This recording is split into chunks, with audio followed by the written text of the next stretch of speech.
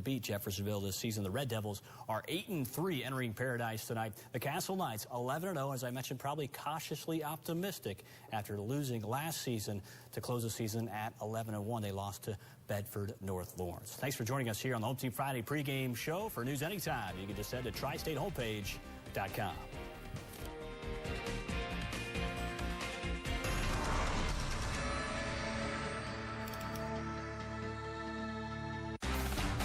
Home Team Friday Game of the Week is brought to you by Expressway Dodge Chrysler Jeep Ram in Evansville, Expressway Chevrolet Buick GMC in Mount Vernon, Indiana, and by Wow Internet Cable and Phone. It's that kind of experience.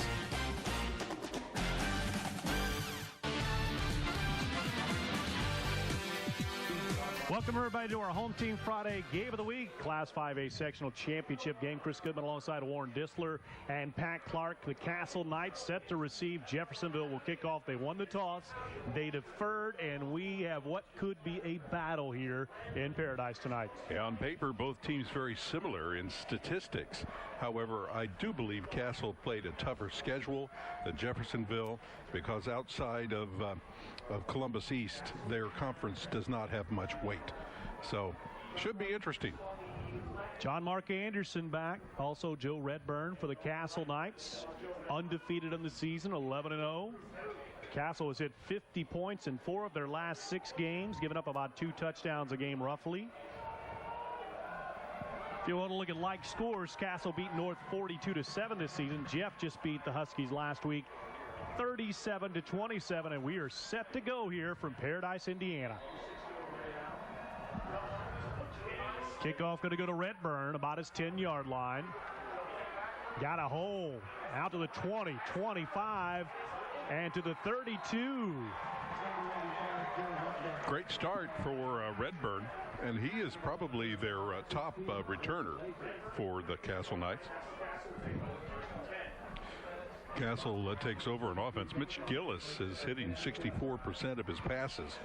He is 214 and completing 138, averaging 266.1 yards per game. So good passing team here. But let's see, we discussed it. We thought maybe they might run it a little bit more with Andrew Finch. Finch over 1,000 yards for the season easily. Here goes. First play is going to be a pass. Got John Mark Anderson. Quick slant out to the 45. He's got a first down. And he's still on his feet. Maybe the 47. Let's see if that forward progress will get him up there. They'd already picked up the 1st and 10. Jaquari Chandler, who's a senior, 6 foot, 175 pound. He'll play both sides of the ball as a wide receiver and as a defensive back. So that's a great way to get started. And for the first time this season, we can be slightly biased. we can kind of root for Castle. Huh? Except for the Jeffersonville fans watching online or here in the tri-state. Sure, there are a couple, at least. We're not on their cable over there, I don't think. On the streaming internet, yeah. Maybe. Here's Finch up the middle. Pass midfield down to about the 48-yard line. Talk about Jeff. 2 seasons ago, this is a team that was 1-9. They were 5-5 last year under Lonnie Oldham. This year, they're 8-3. Kind of a similar situation to Castle. We've seen Doug Hurt build this program, and Jeffersonville kind of in the same mold. They pass a lot. They have a good run-pass balance, but they put up a lot of points. They've got some big kids, too. 3 looking to go Division I. Now 2 receivers, both going for the same ball. Kind of an inside screen to John Mark Anderson, incomplete. One of the players to watch for Jeff is Deontay Allen. He's a 6'4", 193-pound middle linebacker. He stands out. Third and about 5 for the Knights. Out of that shotgun, Gillis, 38 touchdowns, and this is a kid that missed a couple of games to start the season. He's got one of the best trio of receivers you'll ever see. And this time he's going to throw it. Little dump ball pass. He's got Cameron Parrish, first down and more to the 37. I think the key for Castle tonight is to have long, extended drives, maybe 12, 15 plays, taking up 7 to 9 minutes and capping it off with a score, I think that would knock Jeffersonville right out of the game. First down from the 37 for the Knights, trying to go 12-0, trying to win a sectional title. It's been a long time since this program's won state, 1994. They haven't won a regional since then, 94. If they were to make it and win tonight, Center Grove perhaps could be in the way, but first things first. Here's the pass, this time going to Parrish. Pass interference going to be called on Jeff. Yeah, Langston Fitzpatrick came in there. I thought he really did a nice job of fronting that, and I didn't see that it should be interference, but 2 flags thrown, so 2 officials saw it the same way. Well, I think he had his hand on his back there for a brief second, but you did see him also come around with his left hand, knock the ball away, so a little bit of a shove might have been in there, and that probably is what tipped the scale. Last time we did a Castle game, it was Castle Modern Day. Vast difference in the weather in that game, and tonight it was rainy, very cold tonight. I'm telling you, this is probably the absolute best case scenario for sectional championship weather. Yeah, you take the Castle Modern Day game and put it at Enlow Field, and that is my worst nightmare, because at Enlow we're outside in the stands. Pass interference gives the Knights the first down, so they're moving. We welcome you wherever you're watching from around the tri-state for the IHSAA Sectional Championship presented by the Indianapolis Colts. Gillis and company, new set of downs, going to the air once again, looking deep, going for Paris, hangs it up there, and that ball is almost intercepted on a one-hand catch. Well, Paris almost fell down. He got tangled up with the defender's feet, and they both almost went down, and luckily Gillis had not thrown the ball yet. Here's a look at that replay. Paris going down the field, and as we see it, Gillis just kind of hung it up there. Little play action, little pump fake, and there you see it. Great defense, almost a one-handed interception there by Damon Smith. Safety came over into double coverage, and that ball hung up in the air way too long. I know they're used to having Paris just go out and have a jump ball situation, and he's been able to score that way. You go deeper into the playoffs, you won't be as successful with that pass pattern. 2nd and 10 for the Knights. First drive of the contest.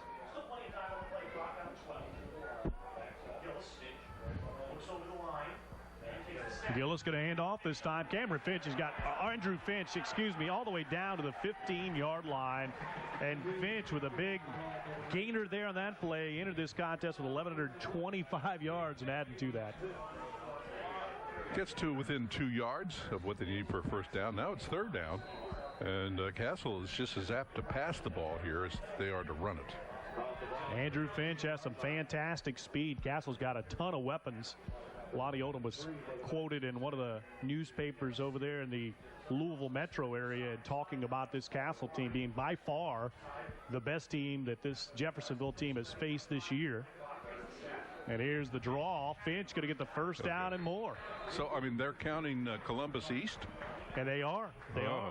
Quoted in the local paper, he didn't think the Red Devils could hold Castle below 30 to 35 points. So he says Jeffersonville's going to have to air it out tonight to win.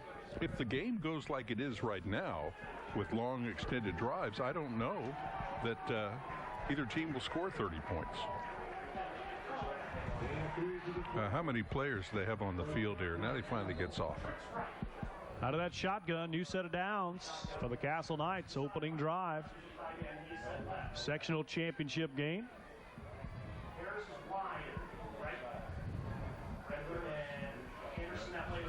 That offensive line for Castle has been fantastic all year. Averaging well over 40 points a game. Gillis floats it up, throws for Anderson. Oh, yeah, he bumped him. Push in the back from Jakari Chandler, so that's going to give Castle another first down. So John Mark Anderson was interfered because he was not allowed to keep his line, and the defensive back bumped him past the 5-yard discrepancy area. See if we pick this up on the replay. There's Gillis throwing it near right there. You see kind of the push in the back. Would have been a tough catch for John Mark Anderson either way, but instead Castle has it. 2 very costly penalties against Jeffersonville in this drive.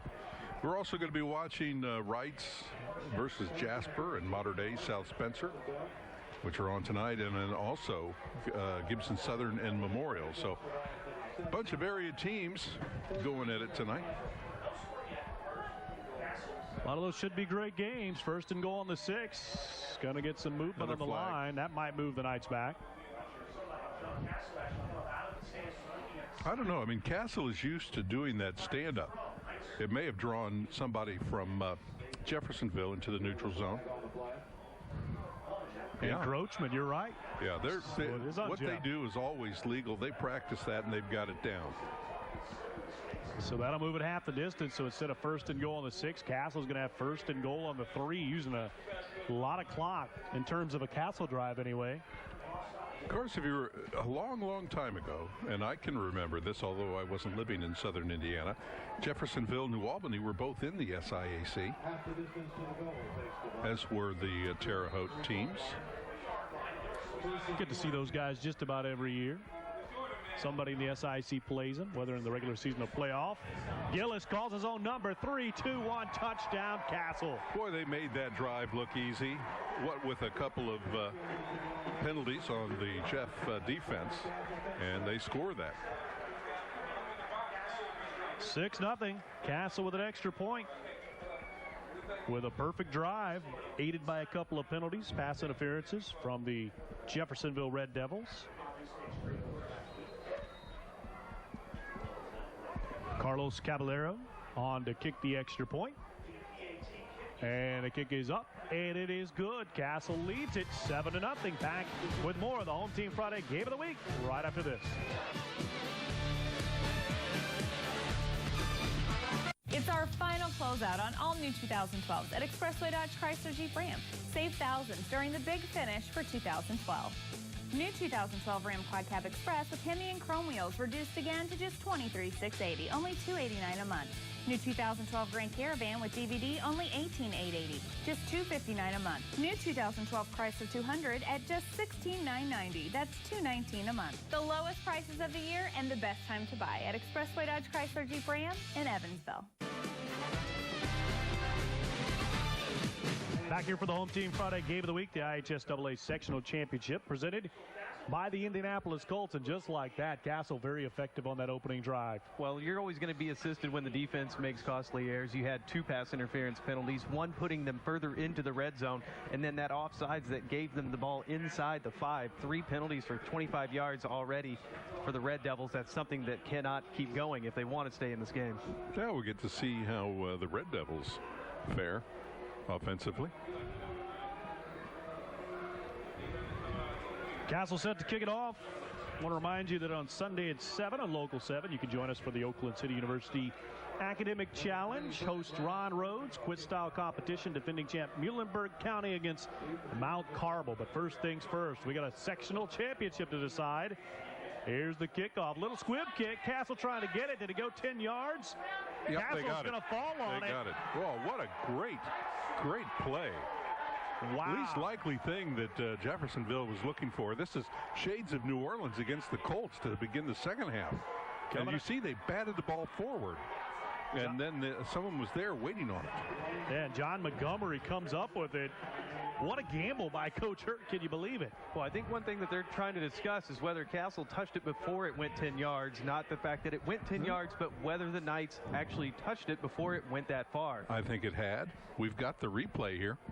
We looked at that. So come on up. We'll show you. Yeah, they're going to give it to them. There you go. So the Castle Knights gamble, and it pays off. They're already up 7-0. And wow, call to break, if you will, or call it coaching genius. But the play call by head coach Doug Hurt. Not afraid to risk it right here. Now, this is a game in which you can almost call that a turnover, although it's not technically. But I think, both teams could play evenly. It's the team that makes the mistakes and gives up the ball so that the other team can continue to score. That's how you lose this game. The Red Devils offense not getting a chance to come on the field, and more importantly, their defense still on the field if you're a Castle fan.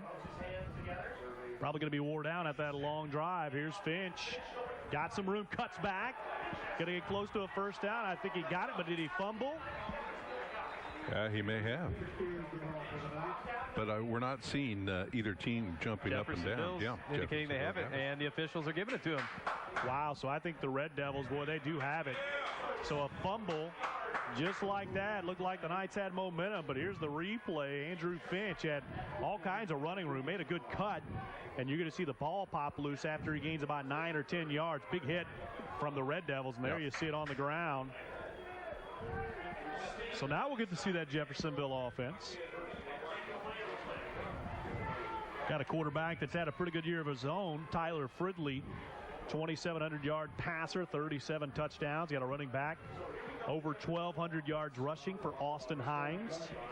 We'll get a good look at that offense, but they've got 5 receivers that have caught 17 or more passes this season. Here's the handoff to Hines. Going to get 2, maybe 3. So almost running a wildcat here, and I think that can be borne out by the fact that Tyler Fridley is capable of running the ball exceptionally well. So they're going to bring that man in motion and snap the ball right in front of him. That's the first option. Second option is for the quarterback to run or hand off or fake a handoff and then run, or go back and pass. Second and about 6, maybe 7. Handoff again up the middle. Lots of territory, but Hines lost it. Recovered it and picks up the first down. I think we actually saw less turnovers in the Castle Mater Dei game when the rain was pouring down. We've already had 2 and an onside kick here, but Jeffersonville falls on that one. Hines trying to stretch that one, carried it with one hand, bounces out. Fortunate for the Red Devils, they maintain possession. If you are watching us tonight online in Jeffersonville, use the shout out. Let us know you're watching. Give your team some encouragement. We'll read it. Fridley out of the shotgun. He missed it. He dropped it. Incomplete. Boy, that ball was right on the money. And the intended receiver there, Ja'Cory Chandler, just couldn't hang on to it. I know we got at least one Castle fan watching us from Tennessee tonight. Saw it on the Facebook page. They were looking to see if they were streaming, and she said she was wearing her Castle outfit at work today. Probably some folks in Tennessee wondering where Castle's in. Fairly sure the state of Indiana knows where they are as far as the Knights. They've been terrific in just about every sport. Fridley throws it. Little screen, not going to go for much. Going to lose. Lost a couple. That time, everybody went deep, and they were exceptionally well covered, man-to-man with the safety covering over on the right side. They had double team there. And then the linebackers just kind of sat back and watched that little screen pass develop, and they were right on it. Castle defense has been superb this season. Giving up roughly 14 points a game in their last couple of contests, somewhere around there. 3rd down and 11. Fridley pressured. He's going to tuck it and run. Up towards midfield, broke a tackle and got the first down. Had they been able to bring him down where they had him, they wouldn't have gotten it. Nice second effort. Fridley's elusive, no doubt about that. Hurry up offense here for Jeffersonville, but let's take a look at this replay. And Fridley kind of tucks it and runs. He's got some speed, folks. Back to live action. Yeah, they were offsides. Took him, the line judge, a couple of seconds to throw the flag, but the wideout, the X-back, took off. Actually going to be a false start against the Red Devils. Maybe some nervous jitters for both teams here. Didn't see it in the Castle opening drive, but we've certainly seen it ever since that point. A couple of fumbles, onside kick that worked for Castle. Castle's always, their defense has would bend, but they just wouldn't break, and they get really tough when they get down into the red zone. 1st and about 14 for Fridley and Jeffersonville. Play action. Going downfield, picked off. Castle's got it. Race Thornberry. He could go a long way here with a block. He's got a block. Cuts back. He's got it. He's going to go 25. He's got one man They got Fridley, the quarterback. Wow. How about that? Race Thornberry was our player of the game back when Castle played Mater Dei, blocked a punt. This time he comes up with a pick. Well, Jeffersonville got a taste of the Castle defense there. Thornberry, leading tackler, that time drops back into coverage as they were doing a Tampa 2, and that ball was just thrown into double coverage. There were more blue jerseys than there were white jersey where that ball went. Boy, Thornberry, he has got just some stat line this year. He's got 3 sacks, 7 tackles for a loss, 3 fumble recoveries. He's got a punt block. Now he's got 2 interceptions. And he was the United States Marine Corps Player of the Game during that Castle Mater Dei game. He blocked that punt. Yeah, I think was that the only? No, we did 2 defensive players, didn't we, this season? I believe we had a couple. Penalty's going to be on Jeffersonville. So move the Knights closer. 2 turnovers. Well, actually, 1 for Castle and 1 for Jeffersonville. But the big one so far, that onside kick, which you said kind of equates to a turnover, but Castle didn't do much with it. But here they are. They have the ball back. Shotgun for Castle. Got a first down and about 5. Hand off to Finch, going to go right back to him. He's going to go to the 2, the 1. He's just a little shy. But well, it's a first and goal. Castle Knights' offensive line is just blowing huge holes wide open. They're pushing the defensive front 3 or 4, depending upon how they line up, back a good 5 yards. Here's Finch on that replay. I mean, he was an eyelash away from pouncing into that end zone. Instead, back to live action from about the half-yard line. Gillis, handoff, Finch up the middle, untouched, touchdown, Castle. Well, coming up is going to be a very important series for Jeffersonville. Unless they do something and get on the board, they could be locked out in this game. Extra point can make it 14-0. Big play, a Race Thornberry interception. Terrific return. And that sets up Castle in great field position. And here's the extra point. Goes through, and it's 14-zip. Castle, the Knights on top, looking good in the sectional championship game. Back after this.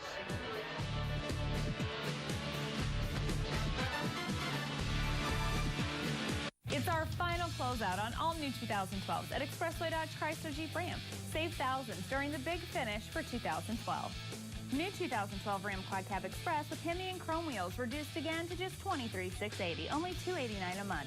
New 2012 Grand Caravan with DVD, only $18,880, just $259 a month. New 2012 Chrysler 200 at just $16,990, that's $219 a month. The lowest prices of the year and the best time to buy at Expressway Dodge Chrysler Jeep Ram in Evansville.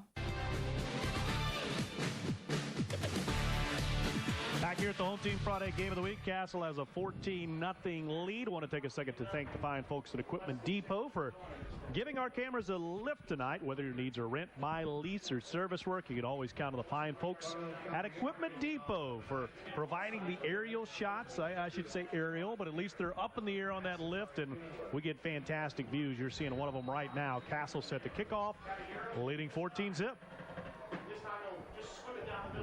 Little squib kick. Going to be fielded by Hines, who gets out to about the 27, trying to work some magic, but the Castle defense sniffs it out. When you do the squib kick, you want to take away the possibility of a long return. It means that when they finally do gather the ball in, that the defense is right there. When you kick it deep, defense is going to have about a 15-yard buffer before they can get to the returner. And if you can keep them behind the 30-yard line with a squib kick, you've done a good job. And with shout-outs, we got a shout-out from Bob. He was calling from Lexington, Kentucky, and said that they were watching the Red Devils play Castle on our stream. And he thought that our stream is great. And he signs off, Go Devils. Thanks for joining us wherever you're watching from around the tri-state or even regionally or nationally. Here's the pass. Fridley throws it. Little dump off. Jeffersonville going to get about 6 on this play. Like I said, they have 5 receivers that have had 17 catches or more this season. That's a pretty overwhelming stat. That's a tribute to Tyler Fridley being able to deliver the ball quickly out into the flat area, because I think most of those passes were very similar to what we've just seen. And a lot of times now they'll fake that and they'll do a little stop and go. And once you get lulled into thinking you need to come up and play tighter. Nobody in the backfield. Fridley His team trailing 14-0. Got all kinds of pressure. He's quick, though. Look at him on the outside. Going to throw it. Great pass. Complete to Chandler, who makes the catch. Nobody on him. He was standing over there right on the sidelines, was waving around his waist area, saying, hey, I'm over here. Nobody's on me. So somebody wasn't watching that coverage. You know, Coach Oldham of Jeffersonville said that they have a lot of weapons on the team, very similar to Castle. And he said he didn't know if Castle had seen a mirror image of his team yet this year, but that's kind of what Jeffersonville is with their weapons on offense. Here's the pass across the middle, complete. Once again, Chandler. He's close to another first down. Going to be a little bit short.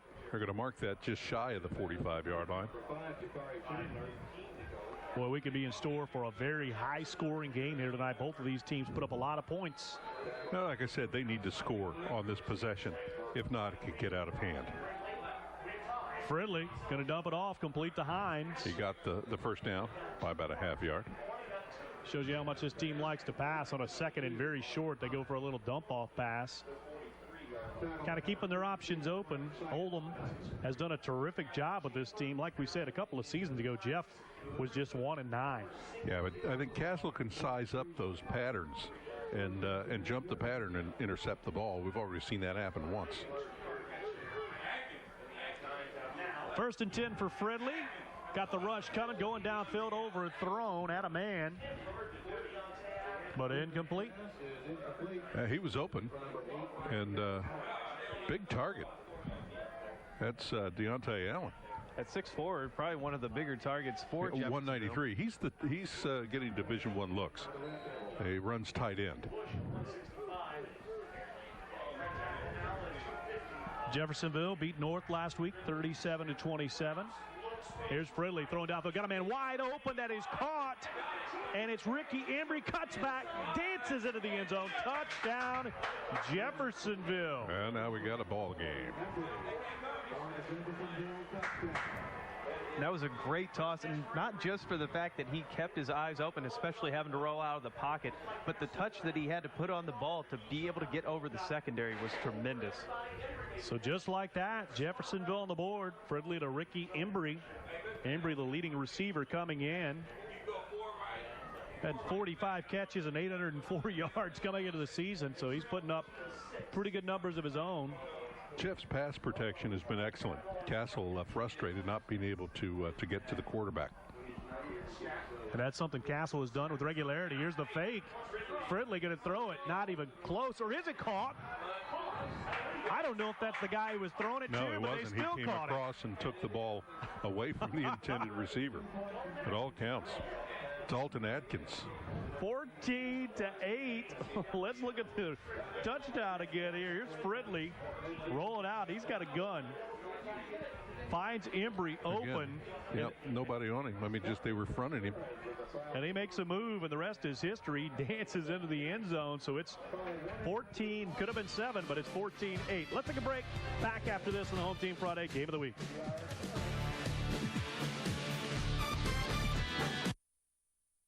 Eyewitness News is your sports authority, and that's why we're teaming up with the Evansville Icemen to bring you the Iceman Extra Reports. Watch Eyewitness News each week at 9 and 10 as we take an in-depth look at the Evansville Icemen. I'll take you behind the scenes to show you why the Icemen are such a big hit in the tri-state. Say, go Icemen! Go Icemen! Watch Eyewitness News for the Iceman Extra Reports every Thursday on WEHT Local and Local 7 WTVW. Brought to you by Expressway Dodge Chrysler Jeep. Back here in the Home Team Friday Game of the Week, it is the Castle Knights leading at 14-8. The Knights had stormed out to a 14-0 lead, but Jeffersonville now countering with their own touchdown and a 2-point conversion. I'll update you on some scores from around the area after the kickoff. And here's the kick. Got Redburn and back to receive it at about his 9. Had a good return on the first one. Trying to get to the outside. Lost the ball. Boy, he was popped. I don't know who got it. I think maybe Castle recovered. Kind of looked like the Knights hopped on it first, but boy, he took a pop. I saw a helmet with stripes, which would be Castle, covering the ball. Looks like Jordan Murid, who had come down on special teams, had actually got him on the tackle on the wraparound. Yeah, nobody had him. He was just standing there waiting. Here's the replay, and watch Muirhead just put a pop on Redburn. That ball pops out, and I'm not sure who got it for Castle, but they avoided a near disaster there, leading 14-8 after taking a 14-0 lead. The last thing you want is a turnover. The Advantage Automotive scoreboard in the first quarter. Gibson Southern taking a 7-0 lead over Memorial. Jasper in the first on top of Wright 7-0. And Mater Dei leading South Spencer 7-0 in the first quarter. Gillis and company back to their own 21. We're starting field position of the night. Flags fly. Looks like we're going to have the first penalty on the Knights of the night, delay of game. They've been running that clock, the play clock, all the way down to less than 5 seconds on every possession. I'm sure that's part of their game plan. Well, we saw that a lot with Princeton, too. Princeton decided to try and run the clock out against Memorial when they were trying to keep it on the ground, trying to keep the other team basically off the field just to try and chew up as much clock as they can when the whistle blows. There we go, another penalty. Wow, this time instead of a delay of game, I believe it's a jump on Castle. Yeah, he's lined up right across from Deontay Allen. And I think that he did something with his hands to make him jump. Certainly some errors here for Castle. Trying to get a drive going, but all of a sudden they got a 1st and 20 instead of a 1st and 10. They're kind of pinned, but this is an offense that can obviously get it done. Let's see what happens. Gillis out of the shotgun. Throwing for Redburn, couldn't hang on to it, so it's going to be 2nd and about 20. Redburn in a good position had he been able to gather that ball in. Turn up field, I don't know that anybody could have gotten over to it. So they may come back and run that pattern again. We had noticed in the first drive that it didn't seem like Jeffersonville was getting a lot of pressure. On the first 3 plays of the game, Jefferson was pouring through the Castle offensive line, just trying to get those quick passes off, but you haven't seen him get any pressure until now. Red Devils certainly have a little momentum here. 2nd and 20. Have to get to the 33-yard line to pick up the 1st and 10. Only 2 on the play clock. Gillis gets it off. Going deep. Players down on the ground. John Mark Anderson. Don't see any flags. Not sure if he tripped or what, but no flags. So 3rd and about 20. And I hope we don't see a replay of that, because as John Mark Anderson slipped on the route and tried to get back up, we saw a defender give him a little nudge to make sure he didn't get back up. I'm surprised the refs didn't hawk in on that and try and catch him for it. 3rd and forever for the Castle Knights, leading here 14-8, but you wouldn't think it right now because the momentum going all the Red Devils' way. Let's see if Castle can work a 1st down out of this one. I think they're going to run here. Nope. Here's Gillis looking deep, avoids a sack, going to run it now. Flag in the backfield. It's going to probably be a hold. Probably going to be declined. It's probably going to be on Castle, and the Knights are most likely going to punt because that's probably a hold in the backfield unless there's something else. Let's see. It is a hold on the Knights. It's going to be declined, so Castle's going to bring on the punter. And the Red Devils, with a ton of momentum here, after trailing 14-0. You know, there could be a reason to take the penalty, to back them up very close to their own goal line, and then hold them and then force them to have to kick from the back of their end zone. Yeah, I don't think you give a team like Castle with that many offensive weapons, even if it is a 3rd and 25 again, I don't think you give them one more shot at it. You'd think not. Because they might pick up 15 or 20 even if they don't pick up the 1st down. They might be debating that. I think you got to decline it. You don't want Castle having another opportunity at it. I don't think. Now they're going to push them back. Make them they're going to take 3rd the down. See, wow. they think like I do. That is absolutely. Because look where they're going to be. Absolutely no way I would do that. They could come out of this with a safety and then get the ball back. Absolutely they could. The ball spotted. But now, like you said, they are capable of busting along one at any time. Or picking up 20 yards and being in better shape than they would have punted last time. They were only at the 12-13. So here we go. 3rd and forever. Castle would have to get all the way to the 33. So here's the pass. Got a man streaking. He had Redburn, and good grief. That could have been a touchdown if Castle would have caught it. They need to get the coaches off the field of play for Jeffersonville. They're 5 yards out. I know they're excited about stopping Castle, but well, the Red Devils have a ton of momentum here. About to get the ball back. They got Austin Hines and also Jakari Chandler back to return. And Race Thornberry going to be backed up, all the way back to where he'd be a safety if he took a step back. Let's see what happens. Gets it off. Pretty good punt. End over end. Going to be hard to return. Hits a Red Devil, but I think he got it. Castle gets it, they get it back. Wow. Red Devil down the field. They're going to be inside the 25-yard line. Emil Halim down there, and it bounced off his shoulder pad. That was near disaster for Jeffersonville. Instead, they're going to have the ball at the 26-yard line, so taking that penalty probably was a wise decision for Coach Oldham and company. They're 26 yards away from tying this game up and then having a chance to take the lead with the extra point.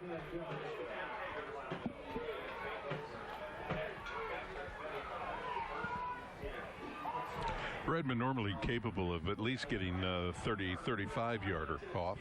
But when your back is against the wall and you have to kick that extremely quickly, it diminishes the amount of yardages you get. Fridley out of the shotgun, going screen to Hines. Hines has got it. Maybe get a couple before he's knocked out of bounds. But certainly the momentum has changed here in Paradise, Indiana. Castle stormed out of the gates to a 14-0 lead, but Jeffersonville's knocking on the door. Having great field possession certainly helps. This time Hines going way out of the wing. Now he's going to go on the other side. They're going to have 4 receivers right and 1 left. Got to watch for the quarterback draw here too. You got a good speedy quarterback in Fridley. Fridley thinking about dumping it off screen. Going to run, throw it over the head of Embry. I don't know what kind of field goal capabilities they have. You know, they're going to probably, you want to get the ball inside the 20 when you're a high school team. Well, if you're going for 2 on the opening possession, that would make you think you're probably going to go for it on a 4th down and 4-down territory. Yeah, unless you're making some sort of a statement. 3rd down and about 8. Yeah. Empty backfield. Fridley throwing it down the field, and it is complete. And that's going to be a 1st down once again. It's a great pass to Deontay Allen. 2nd catch of the night. What an advantage to have such a target for the Red Devils. It's 6'4", almost 200. Deontay Allen. And there's the replay. Allen's a hard man to bring down too, isn't he? I think they were trying to set him up to strip the ball. 1st and goal for the Red Devils. Marching here. Sectional championship game. Winner moves on to the regional. Fridley, quarterback's keeper, going to go right up the middle, but he's tackled. Good defense from the Knights. Good linebacker play that time. Defensive lineman cut down the offensive lineman so that the linebackers could see what was going on. 2nd and goal in the 7th. Under 3 minutes to go here. It's been an exciting 1st quarter. Home Team Friday game of the week. 2nd and goal. Fakes the handoff to Hines. Rolls out to his left. Going back to Hines, who's open for at least momentarily. Incomplete. Well, he heard footsteps. And, boy, it's so tough to concentrate when you know if you catch it, you're going to get hit a ton. After that rough first drive where we saw Fridley throw that interception, he's actually rattled off some pretty good completions. So far, he's 7 of 10 on his last 2 drives, including the score last one and this one trying to lead into the red zone. 3rd and goal. Oh, now this is a kind of a funny looking Got the 4 receivers stacked on the right side. Yeah, Fridley they're going all to keep blockers it. now. He's going to get Boom, to the 1. he didn't get in. Did not get in. It's going to be 4th and goal inside the 1. Got a strong feeling the Red Devils are going to go for this one.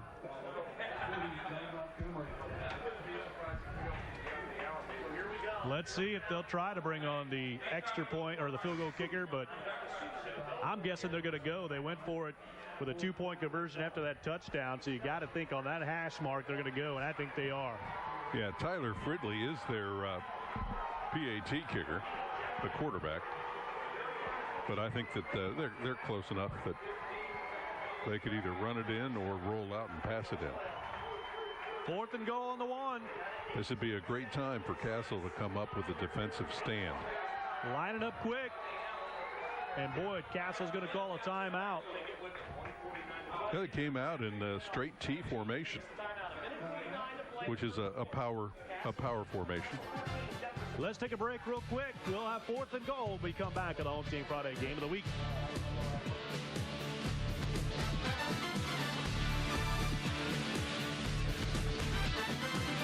Eyewitness News, your local election headquarters. On this election day, cast your vote and then join us for continuing coverage of the results on Eyewitness News. Election 2012. We'll team up with ABC to provide national and local election coverage on WEHD Local, while bringing you live continuous team coverage starting at 7 on Local 7 WTVW. See the results, hear from the candidates.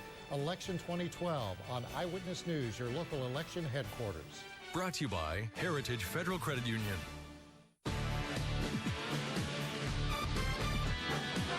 Back here from the Home Team Friday Game of the Week, 4th down and 1 forthcoming for the Jeffersonville Red Devils. Can the Castle Knights make a defensive stand? See if they come back with the straight T formation again. Going to have to get a coach off the field for Jeffersonville. Yep, it's a straight T. Fridley under center. Oh, it's unbalanced line to the left.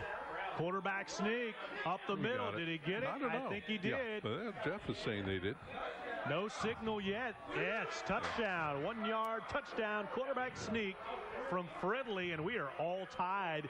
Jeffersonville's got a chance to take the lead. Now, if they come out and go for 2 points, then that is saying that they do not have any type of a kicking game, but looks like they're setting up to kick here. They did set up to kick last time, and they faked it, went for it. The intended recipient did not catch it. I think they threw it to the guy that wasn't supposed to catch it caught it. And the Red Devils converted a 2-point conversion. Here we go again.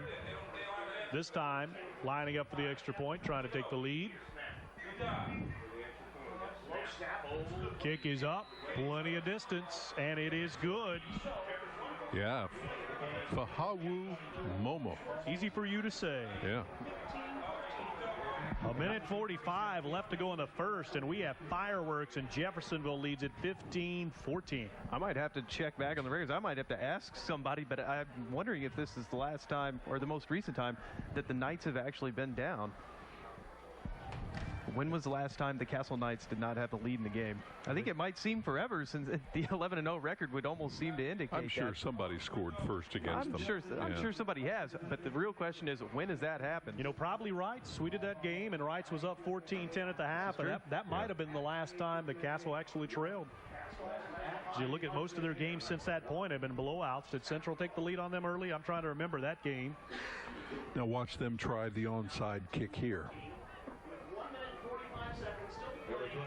15-14. Don't call it uninteresting because this has been anything but. This game has been spectacular. If we're in store for what we've seen so far in the first quarter, we're going to have a whale of a game here tonight. We were expecting in the 40s for both teams, and it could happen. John Mark Anderson from his 8. Can return, lost the ball. Ball is loose, and I think Jeffersonville has it. Special teams, that's the second straight fumble on special teams. That is so unlike Castle to do that. Yeah. Knights come out with it. They're lucky. Wow. Yeah, it was Joe Seib who recovered that, so everybody's going to have to thank him. You talk about momentum. What would that have done for Jeffersonville if they were to recover a fumble. 15-14, Red Devils lead it here. Castle perfect 11-0 this season. Saib is the center, offensive center. Great hands. Here's Gillis. Going to keep it, get about 3 or 4. I think he got about, well, let's see where he went out of bounds. I thought he actually went out of bounds between the 25 and the 30. But looks like they're going to mark him shy of the 25-yard line. So about 2nd down and 7. Gillis already has a touchdown run, the opening score of the contest to his credit. Castle scored 14 straight. If you just joined us, Gillis and Finch on touchdown runs made it 14-0. But since that point, Jeffersonville has rattled off 15 of their own. 2nd and 7. Gillis, quarterback keeper, up the middle. Got plenty of room. Going to get the first down and more. Tripped up. Gets about the 43. Yeah, Tyler Call diving, getting him at the ankles. I think he would have probably been forced out of bounds, 5 or 6 yards downfield. Here's that replay. And here you see that great tackle. Probably would have picked up 3 or 4 more, but the host of Jeffersonville defenders right on him. Nevertheless, first down for Gillis and company. Thanks for tuning in for our Home Team Friday Game of the Week. Now using a variation of the power I. Anderson is open. He's got it out to the 45, the 50. Wraps up the ball this time, down to about the 46. Tell you what, Emil Halim came up and put a big hit on him, but I think Halim came up the worst for that.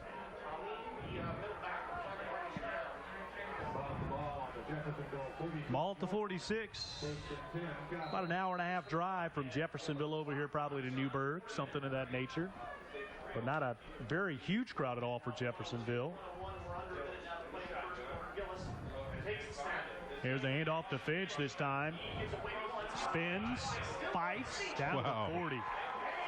He was hit 3 or 4 times, able to squirm out of several tackles.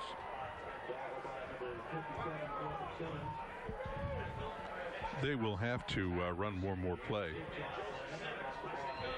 because there's 36 on the game clock and 21 on the play clock. 2nd and about 3 for the Castle Knights, trailing here 15-14. Could be the last play of the first quarter. It's been an exciting one so far. Gillis going to keep it again. Got a block from Finch. First down and more. Oh, he almost broke that all the way. Tripped up inside the 30. If it wasn't for Damon Smith, who actually had been down on the ground and I think was getting up when he made the tackle. Got a good block from Finch. His offensive line made a pretty good hold, too. This Castle offensive line has been spectacular all year. A lot of those guys play both ways, too. As is probably the case for Jeffersonville. Yeah, you successfully run against Jeffersonville, it's going to bring everybody up. They're going to probably have at least 8 or 9 in the box when they get tired of giving up 8-9 yards a run, and then that's when you start to pass against them. Castle's on the move. We'll be back with the second quarter after this. You're watching the Home Team Friday Game of the Week.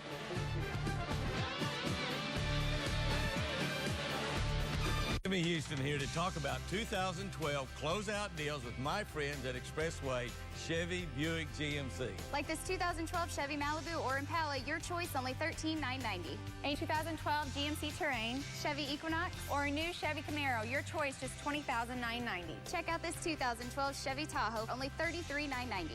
Prices are so low at Expressway Chevrolet, you can kiss the competition goodbye. Indiana State has the resources that will help you be whatever you want to be. The more that I visited and the more that I got to know ISU, the more comfortable I felt, and it's been an absolute perfect fit. Scholarship program's great here. The professors are always looking for the next step that you can possibly be taking. They help you figure out where you'd fit in the real world. This is a really great, home feeling environment. If you want diversity, come to Indiana State. If you want a school that challenges you, but also makes sure you'll succeed, come to Indiana State. This is the place for me.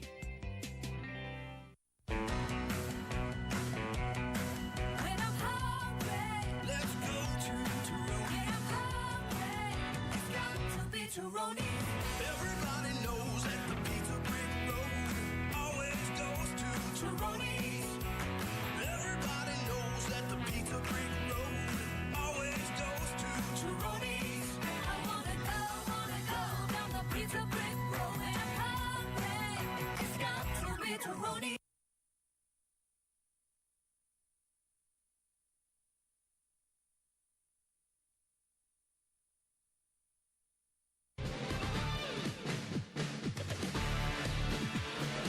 Back here for the Home Team Friday Game of the Week. Castle on the move as we begin the second quarter, trailing here 15-14.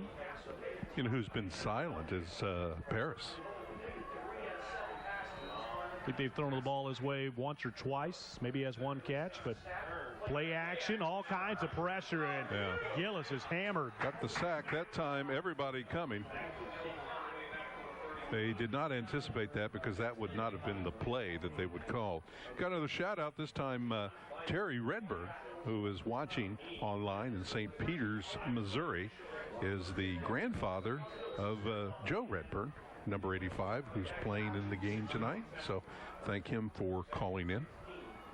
Redburn's been terrific all season long. He's had a great year.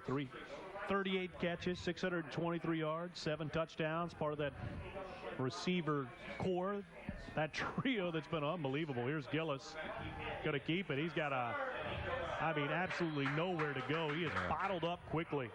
2 failed passing plays that time, flushed out of the pocket. This is where you set up a screen or a draw.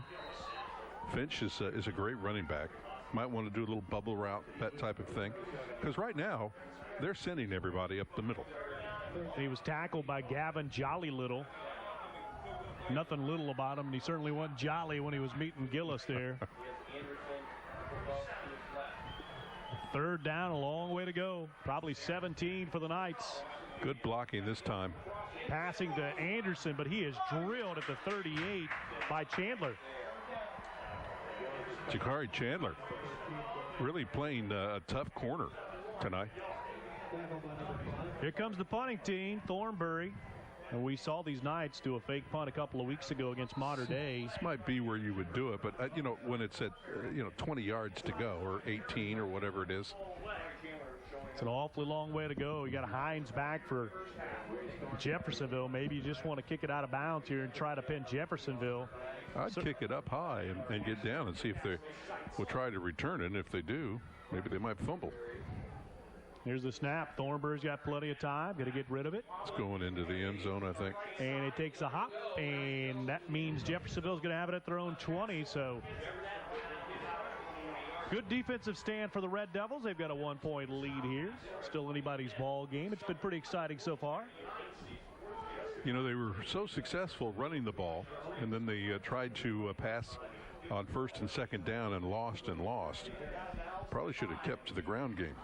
Well, taking a look back real quick at the first quarter stats, and believe it or not, a lot of the numbers are very similar. It's 121 to 108 total yardage for the Red Devils opposed to the Knights. And one big thing that sticks out to you is that Jefferson has cut down on the penalties. They had 5 in the first quarter alone, but Castle had 3 as well. The Red Devils are 2 of 3 on third down, while the Knights are 1 of 4. There's a little shovel pass. Hines quickly wrapped up, maybe picked up a yard. Good defensive stop for the Castle Knights that time. Those kind of plays can get ugly for a defense. Those shovel passes. We've seen Hunter Daniels make some great plays and some great adjustments in the games we've seen this year, and that certainly was one of them. Maybe a gain of 2. Ball marked at about the 22. I don't know how many times has Jeff run the ball. They're passing just about every down. Only about 7 times so far. Here's he was Fridley. In motion. Dump off to Hines. 25, and then he's wrapped up again. Thornbury in there on the stop. And bring up third and about 5. I don't know whether you would call that long for Jeffersonville. Andrew Parker also in there. But you've got to come up. All of a sudden, the defense is starting to play big here. We saw some offense in the first quarter. Maybe the second quarter is going to be the defensive. 4 receivers left. There's Fridley. Going to run it probably. And he's got the first down easily. Steps out of bounds. So a lack to contain the quarterback on that play. Yeah, Castle has no defensive rush at all. So Fridley has all the time in the world to pick out his receivers. He's also looking off the secondary. So a lot of the times he'll be looking right and then throws back to the left. Something you very rarely see in high school football. A lot of the quarterbacks just target in on who their primary receiver is. And a lot of the plays are designed where he's already rolling out of the pocket, so he might have the defense fooled a little bit if he's going to boot and then doing a lot of these swing passes, short screens. Fridley going across the middle, complete. Going to get about 5-6 yards. Deontay Allen on the catch. Third catch of the night. You know, I think the spacing for Jeffersonville right now, very similar to Castle, but boy, they may stretch it out even more, and that allows the quarterback ample opportunity to run. Fridley Mater Dei again. has jumped out to a 21-0 lead against South Spencer. Jasper extending their lead over Wrights 10-0. And Memorial's come back and gotten a touchdown, but trailed Gibson Southern 14-7. Got some Kentucky scores we'll give you in a little bit. Brought to you by Advantage Automotive, sponsors of our scoreboard. I was just going to say, I think the Red Devils think they found a favorable matchup, especially with Deontay Allen being covered by Logan Curzini there on the right side. I mean, they've gone to him on 3 quick screen passes.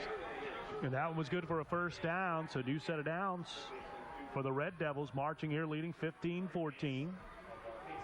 Home Team Friday game of the week. Fridley tries to duck finally under. Got some pressure on him, and it started to come from the right side, and I think the guard came over to double team, and it allowed one of the linebackers to come in and make the tackle.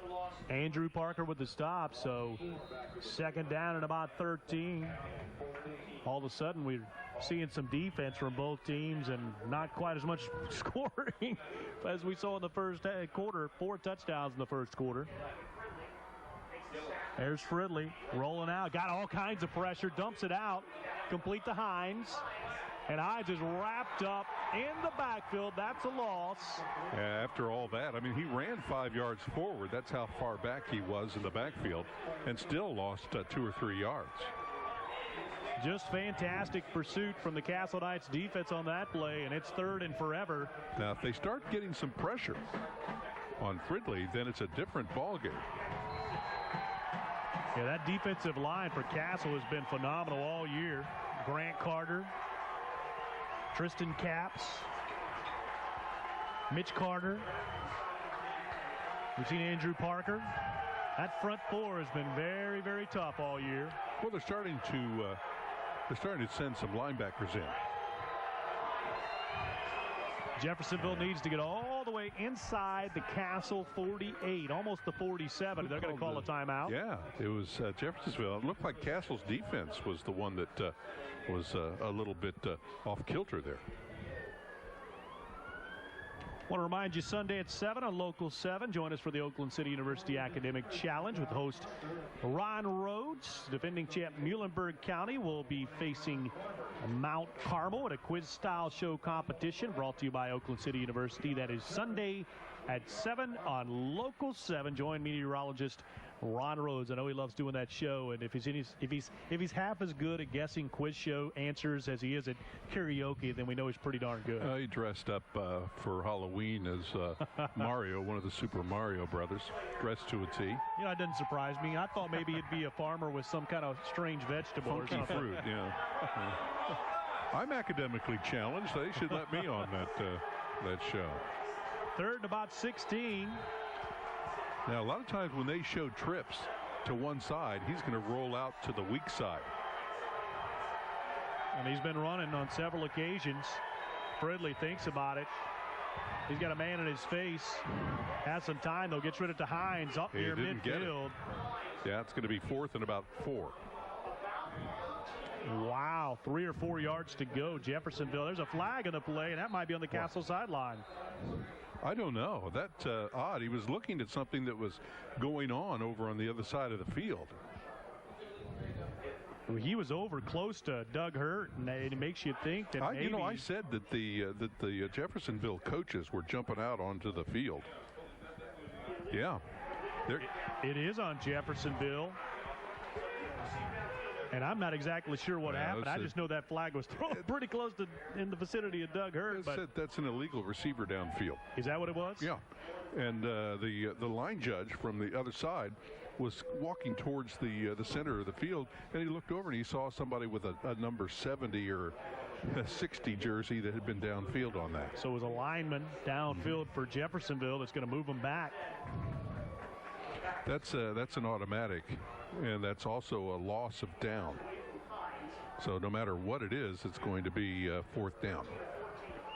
And that will give Castle an extra probably 15 yards.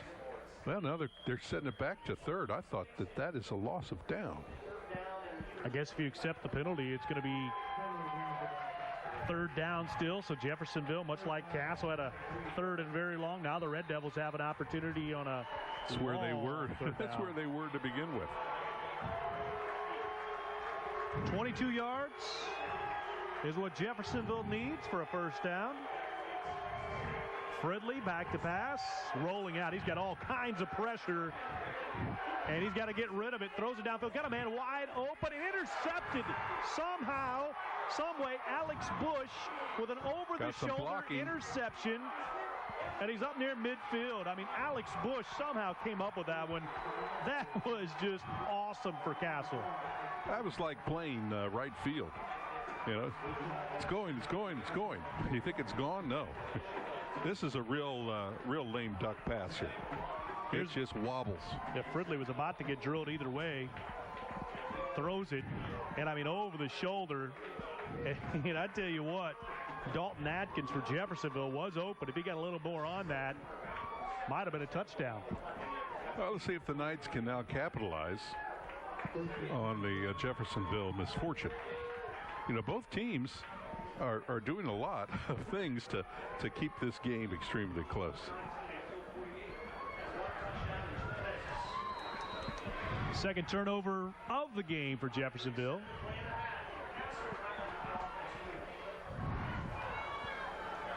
Two interceptions now for Fridley.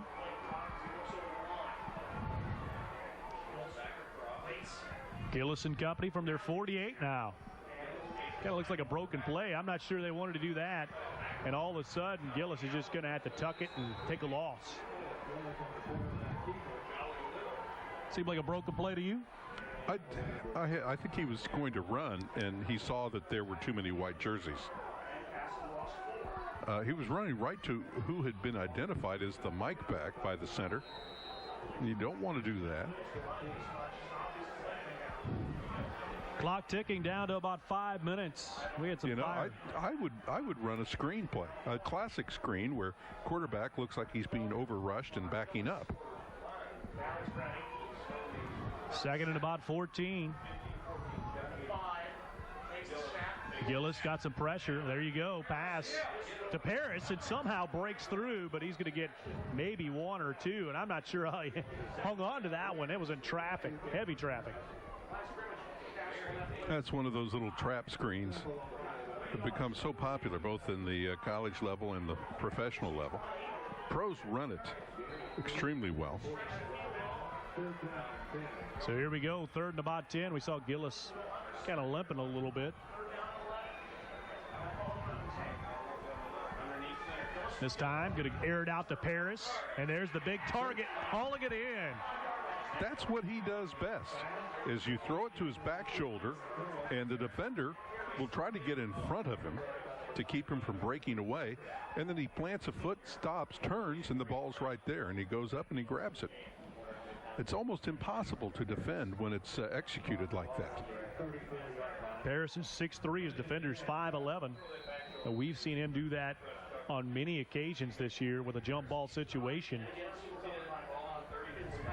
And you get the feeling, we've seen it so many times, it's not unintentional. They're doing it on purpose because he can go up there and grab it. And off to Finch, up the middle, had some room. Boy, I thought if he had cut to his left, he was gone. He went right. Going to pick up a couple still. I think he would have been down inside the 20 had he cut to his left. But we're up here. It's a little different when you're down there. Absolutely. 3:50 and counting. Hard to question Finch with the year he's had. Had a fantastic year behind this great offensive line for Castle. This time Finch again going to go down to about the 25. So that's going to be third and about 6 or 7. It's going to be more like about 3, is it 3? Yeah. Excuse me, 3, depending on where they marked the ball. I thought maybe they marked it out at the 26 or 27, but the ball's going to be at the 25. So maybe even 2 yards to go for Castle. Yeah, they're running an H-back now. At the fullback position for extra blocking. Of course, this is where you might do play action and roll out. Third and about 2, hand off to Finch. He's got it. No. I don't think he got the first down at all. And he gets slammed into the ground. All depends on where they mark his forward movement. Right at the, he's going to be, gains about a half yard, and that's it. 4th down upcoming for the Castle Knights. Good defense, and that's Deontay Howland. We've seen him make some great plays on the offensive side. This is an all-around great player. As you've seen, they were successful in running because the offensive line was doing an excellent job of blocking. Well, that has been negated by Jeffersonville. And even looking at that replay real quick, I was almost even generous to give him the 25. He might have made the nose of the ball make it, but man, what a great stop. 4th and 2 for the Castle Knights here. Seeing Gillis running on this type of play, but boy, they got him stacked on Jeffersonville's side. Can he get it going to the outside? No. Not even close. Great Oh, man, defense. that is a huge momentum switch. Fantastic defense from the Jeffersonville Red Devils, and Gillis going around the left side. He's got some speed, folks, but he had no chance to cut that corner. I think this was number 13, Tony Kroom, who comes up on the outside. Correct me if I'm wrong. He comes in there. What a stop. Safety. Great individual effort, and the Red Devils have held. 15-14 lead in Jeffersonville with 2:11 to go here before intermission. Leading by 1. Are they going to keep at it or try to take this one to the locker room? I think they're going to go long. It's kind of their MO. They like to throw the ball a lot. Fridley back to pass. All kinds of pressure, and that's going to be grounding. It probably. should be, but there's no flag.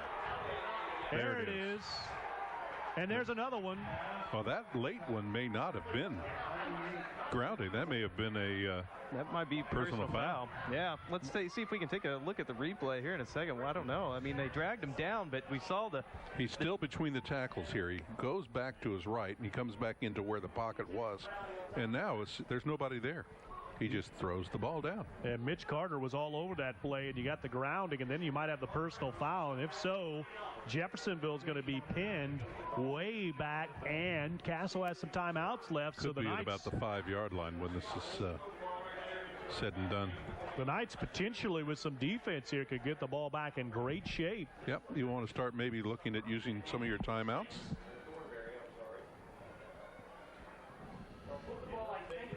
Carter was, man, he was all up in Fridley's grill there, and Fridley really had nothing to do with it.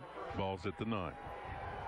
All the way back to the 9. Jeffersonville's got to get to the 36, maybe a little pass. So 2nd and 27 for the Red Devils. Yeah, last time they were in this circumstance, he threw the ball up.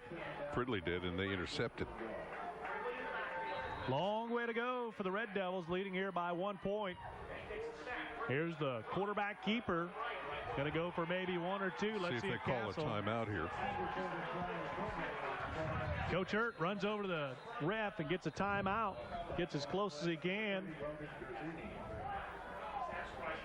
And, I mean, he got really close trying to get that timeout because it's a long way away. Wanted to make sure that he keeps as much time on that clock so Castle has a chance to get it. It's going to be 3rd and probably 27, 28 for Jeffersonville. Castle should get the ball back with about a minute and a half to go. Well, and to kind of give you an idea of how the ball control has been so far in this game, we saw in the first quarter took, 50 minutes to go through between the penalties, the interceptions, the incompletions. We're now looking at a quarter that's lasted every bit of about 20 minutes right now. I mean, this is the up-tempo of the game is starting to take over.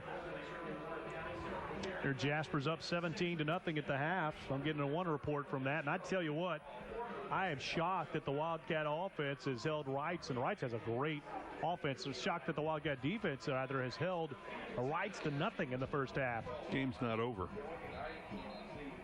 I think one big thing that stood out with Wrights is their scoring ability. Once they let Drew Johnston start airing it out a little bit more, it looked like in the first couple of games they were focused on keeping it only on the ground.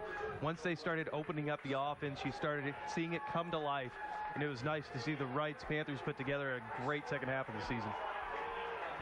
Here we go. About 27 yards separates Jeffersonville from a first down. Fridley, little screen, little dump off pass to Chandler. Going to get out to about the 17. Timeout. But Castle's going to get the ball back at least, you would think, around midfield, worst case scenario. Well, you may go for an all-out rush here and opt out of a return, although Castle's got some guys. I know we have his grandpa tuning in, but Redburn, when he's back in the punt return, has been special this year. Be updating you on all the sectional championships around the area. Plus, Kentucky is in round 2 of their state tournament. They start a week behind Indiana. The Illinois teams play their tournament games on Saturday.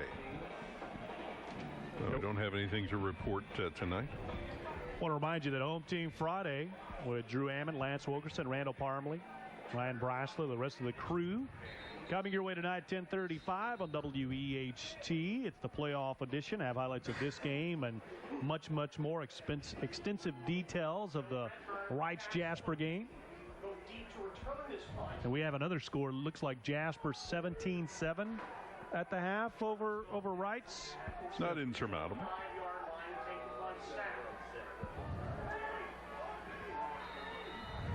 Jeff set to punt it away. Got Redburn, who's explosive as a returner, gets on the high school level. May not get a chance here trying to field. He does on the run. Going to get to about the 40. Made a good catch on that one. He's about to the 40, maybe the 41, but Castle in great shape with a minute 36 to go here. Great hit by Austin Hines. Came down there full steam ahead, hit him with the shoulder. Good. Redburn hangs on to the ball. If you just joined us, Castle took a 14-0 lead in the first quarter. Jeffersonville bounced back with 15 of their own. We haven't had any scoring at all here in the second quarter. It's been vastly different, more of a defensive approach for both teams. Yeah, Jeffersonville will get the kickoff to begin the third quarter. So Doug Hurt and company would love nothing more to punch one in here before intermission.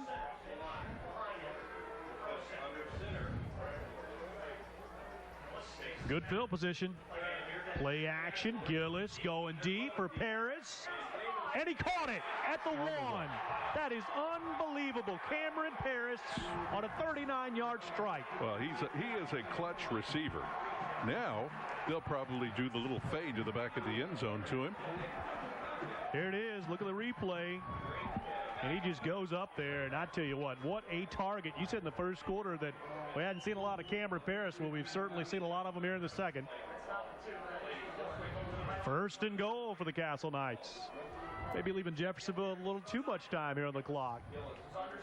Didn't quite expect the Knights to punch it in that quickly, but here they go. Andrew Finch. Touchdown, Castle. Knights back on top on the 1-yard touchdown run from Finch, his second of the night. Momentum just switched again. Game has been entertaining. Castle going to decide whether they go for 2, and I think it's a no-brainer here. Probably going to go for it. Try to tie this game up, or actually take a 7-point lead.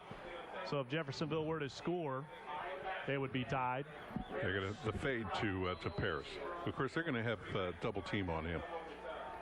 So the 2-point conversion forthcoming, and they have run this fade many might times. Leave the tight end open. Coach Hurt saw something he didn't like. He's got another timeout to burn. He's going to use it right here. And why not? 20-15 lead. I want to thank the folks at Equipment Depot for giving our cameras a lift tonight. Whether your needs rent, buy, lease, or service work, you can always count on the fine folks at Equipment Depot for giving you the aerial shots we have tonight and throughout the Home Team Friday season. We have had some fantastic games this year, and this one's kind of building up to be a pretty great contest of its own right.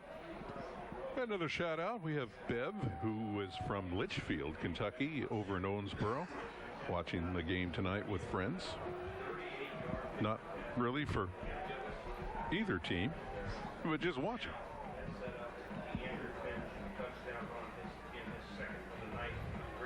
We already saw Joe Redburn's grandpa's watching. Where'd you say? St. Louis? From Missouri. Thanks to all the folks tuning in around the Tri-State, or if you're watching us online on tristatehomepage.com. All of our games streaming this year. Home Team Friday Game of the Week every Friday night. We'll be doing it in basketball season as well, I'm pretty sure, right? Yes. We also have live streaming stats and up-to-date scores. Yeah, so the stats are updated after every play, so you can keep track of who's doing what. 2-point conversion. Gillis throwing it complete to John Mark Anderson, and the 2-point conversion. That was important. Wow, 22-15. We've seen just about everything in this one. The 2-point conversion going to Mark Anderson. He is an absolute speedster on the outside. We haven't called his name that much tonight. No. Well, now what do? I don't think that Jeffersonville can score as quickly as Castle can. So they're going to squib this and try and hold them down behind the 30-yard line. Castle doesn't have timeouts left to be able to stall this out to try and get it back. Well, that, and you also take into consideration that the Red Devils will get the ball back at the beginning of the second half. They deferred on the first possession. So it's possible that they may not try and strike all at once here before the end of the half. Yeah, and if you're the Red Devils, too, you don't want to have a turnover. You don't want to have a 3-and-out because Castle can still score. If you leave them 45 seconds left on that clock, they can score. Both of these teams run the no huddle. They score fast. They're exciting brands of football to watch. And here's the kickoff. Little squib kick. Deontay Allen to about the 33 before he's wrapped up. That's where Jeffersonville will take over. He's not easy to bring down. Looks like a college athlete out there compared to some of these guys. Castle's got some big kids of their own, but he's a hoss. Notre Dame, they're putting these huge guys with single-digit numbers. That's their defensive line. The kid that wears number 9 is like 355 pounds. Yeah, and I'm not buying the 6'4", 193 at all that it says for Deontay Allen. If it is, he's more got like about 225. Yeah, if it is, he's got a 2% muscle fat or something like that. He's got to be at least 220. I'm there with you, Warren. He is thick, and he's good. Here comes Fridley. Rolling out, throwing down the field, complete. Good pass. And that's good for a first down. Stops the clock, too. Still plenty of time for Jeffersonville. They're going to get the ball first in the second half. If they could punch one in here. Castle's in a prevent defense, and when you get into a prevent defense, it seems that the offensive team really can take advantage of that. They're going to give passes up that are 10, 15 yards. And you get out of bounds, you stop the clock, and you can march it downfield pretty quickly. Fridley rolling out. On him here. Yeah, he's going to go down, sacked. He was not protecting the ball very well, and he did not fumble at that time, but that's how they occur. Grant Carter with the sack for Castle. He had 9 tackles for a loss coming into this contest. That'll go as a sack. Jeffersonville's going to call a timeout. Think about what they'll do on second and about 13. What goes to show you that the coaching staff thinks that they're capable of scoring in under a minute. Castle had a pregame pep speech from Christian Hopkins, tight end for the New York Giants, played on the Super Bowl team last year. Friend of one of the boosters here at Castle. It's pretty cool to have an NFLer come up and talk to you before a game. Motivational.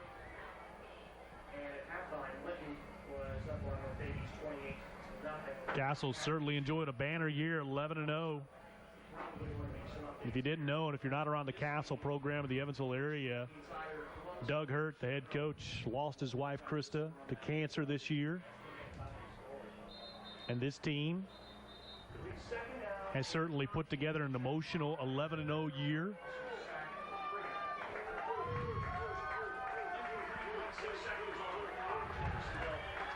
Obviously a lot to play for other than just football. Here we go. Fridley on 2nd and 13. Rolling out, looking downfield, got some pressure, gets rid of it, and it's out of bounds. Going for Ricky Embry. Stops the clock with 46 seconds. And here's an interesting dilemma. If you don't complete it here, you're going to give Castle a little bit of time. So do you run it here and run that clock? I don't think Castle's got any more timeouts left. I think they used 2 you could take a knee on defense and 1 on offense before the 2-point conversion. Yeah, you could take a knee and let it run out. You'd have to take another knee. Probably not in Jeffersonville style to take a knee and go to the half. They like to air it out. Yeah, you're going to get the ball back. I think there's some advantages to that, actually. 3rd and 13. Fridley. Got to dump it off to Hines. Little screen to the 45, past the 50. Oh, he was about a yard or 2 shy of a first down, and he was drilled. See if they're going to call him down inside. And the clock's continuing to run. He did not get out of bounds, so that should be it. 22 ticks to go. Brayton Sims. They're trying to line up here real quickly. Brayton Sims with a monster hit there. Denied the first down for Hines, so it's 4th and 2, clock going, 12 seconds. He's just going to throw it towards the end zone here or what? Looks like it's a dump off to Hines. He's got the first down and more, but can he get out of bounds? And he does at about the 38, 39. 2 seconds. 2 ticks left, so a Hail Mary probably forthcoming here for the Jeffersonville Red Devils. Let's see if he has the arm to get it into the end zone. They're just trying to contain Fridley now. If you notice, they don't pursue him. They just kind of set up just in case he decides to tuck the ball in and run.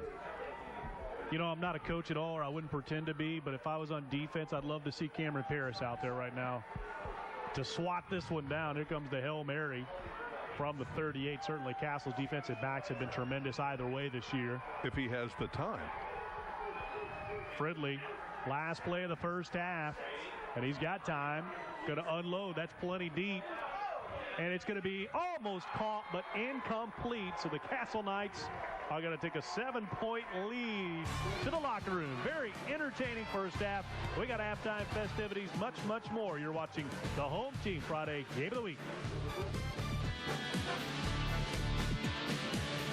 Great design is now designed for all. Come see the all-new redesigned 2013 Outlander Sport at Expressway Mitsubishi.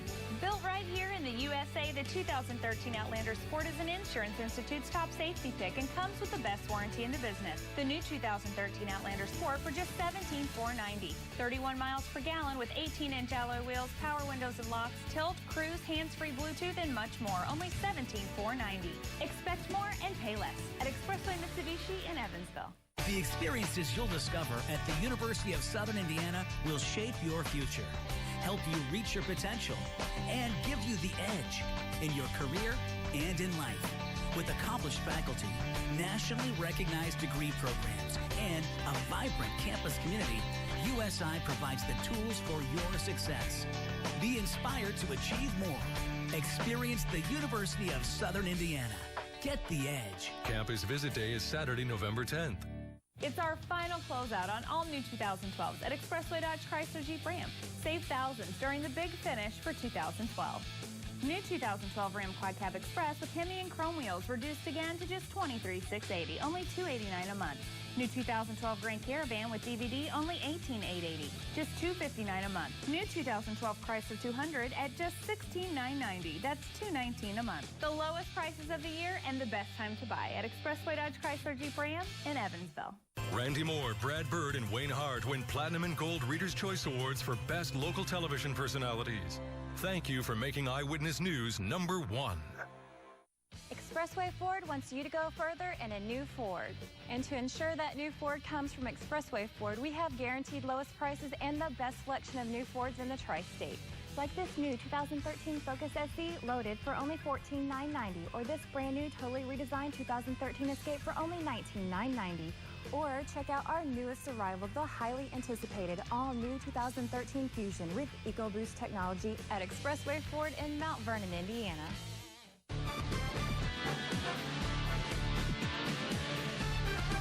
Back here in the Home Team Friday game of the week, it is halftime. There you see the Knights faithful enjoying a 22-15 lead, but it has been adventurous in the first half. A 14-0 lead for Castle, but Jeffersonville struck back with 15 of their own before Castle rallied to score a touchdown late in the first half. And we have some stats from Pat Clark. I know you've been keeping up with it. At one point, it was pretty even. Is that still kind of the case? Actually, when you're talking about yardage-wise, yes. 1 yard is the difference right now between the Red Devils offense and the Castle Knights offense. I think when you're looking at the score right now, with 22-15, I think the difference is probably coming down to penalties and turnovers, which we have seen both teams have a little bit different story on. For the Castle Knights, of your leaders right now, Mitch Gillis, 7 of 11 for 101 yards. Not as much of an aerial attack as we had first imagined. Part of that being that Andrew Finch has carried the load, 12 carries, 47 yards. He's found the end zone twice. It took a little while for the first half to come to life for Cameron Paris, but he did finally reel in some big catches, including there on the last scoring drive. 4 catches, 73 yards for the Knights. For the Red Devils, first quarter was something that they wanted to forget, and they did that fairly quickly, especially when you have Fridley coming out firing 16 of 24, 139 yards. He does have 2 picks on him. He also has had a touchdown. He's ran one in himself. Austin Hines, not been as big of a factor for the Red Devils as we had imagined. Only 3 carries right now for 16 yards. And Ricky Embry, their top receiver, 57 yards, 2 catches. He's the recipient of Fridley's touchdown. I think when the stats come to life is when you start looking at things like your penalties.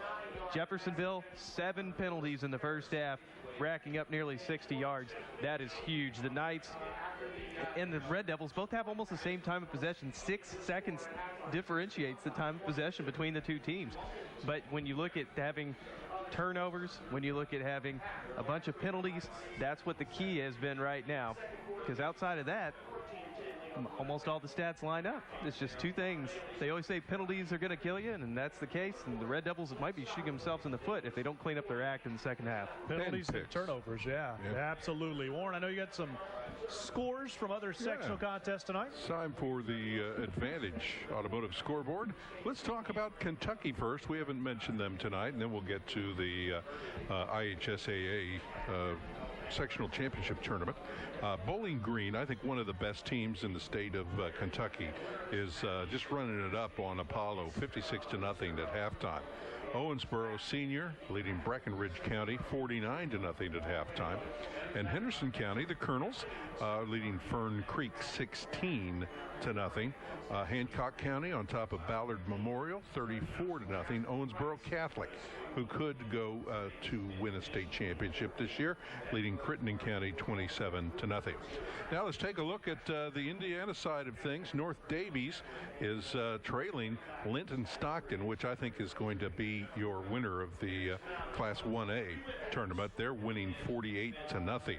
Mater Dei, who is hosting South Spencer at the Bowl, is up at halftime 28-0. And then at Jasper Wrights, we're still showing 17-7, the Wildcats at halftime. And then Memorial, Gibson Southern, that's kind of a tight game. Gibson Southern leading that one 14-10. So that's all the scores that we have. And each week, they get half of them are gone. So that's how it works until the state championship. On to the regionals. The winner of this one will be on to the regional championship. 22-15 Castle. We got more halftime festivities right after this.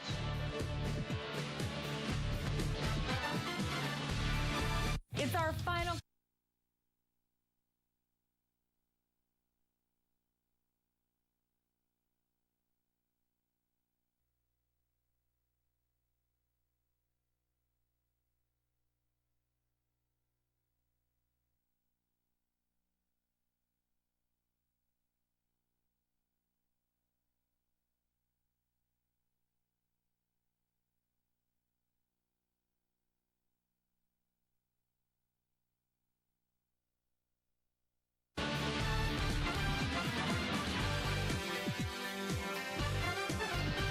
Back here at the half, Castle leads it 22-15 in our Home Team Friday game of the week. The IHSAA Sectional Championship presented by the Indianapolis Colts. We do know that Center Grove won tonight, so they will face Jasper or Wrights, whoever wins that contest. At last report, the Wildcats leading 17-7. Also, Columbus East is a winner.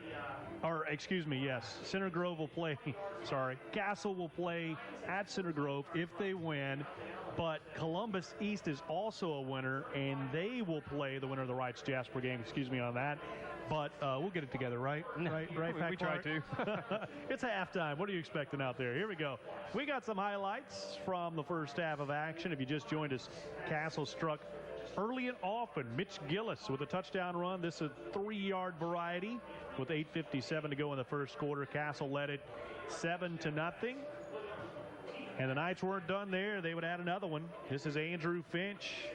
1-yard touchdown run after a Race Thornbury interception. 6:15 to go in the first quarter. It was 14-0 Castle. But Jeffersonville strikes back. Jeff Fridley finds Ricky Embry. 43-yard touchdown pass. Embry makes some moves, goes into the end zone. And Jeffersonville elected to go for 2. They got it. So that cut it to 14-8. A little bit later, Jeff Fridley, a 1-yard touchdown run for the Red Devils. And it's 15-14 Jeffersonville, but Castle wasn't finished. Some terrific defense. An over-the-shoulder interception coming up for Alex Bush, and a long third down play would set up Castle's next touchdown. Watch Bush as he comes up with this one somehow over his shoulder. That was just fantastic, and that would set up a Castle drive and a resulting touchdown. It is Andrew Finch's second touchdown of the first half. Castle leads it here 22-15 at the half. They also got the 2-point conversion there to John Mark Anderson. We're going to take a break. Back with second half action. You're watching the Home Team Friday Game of the Week. It's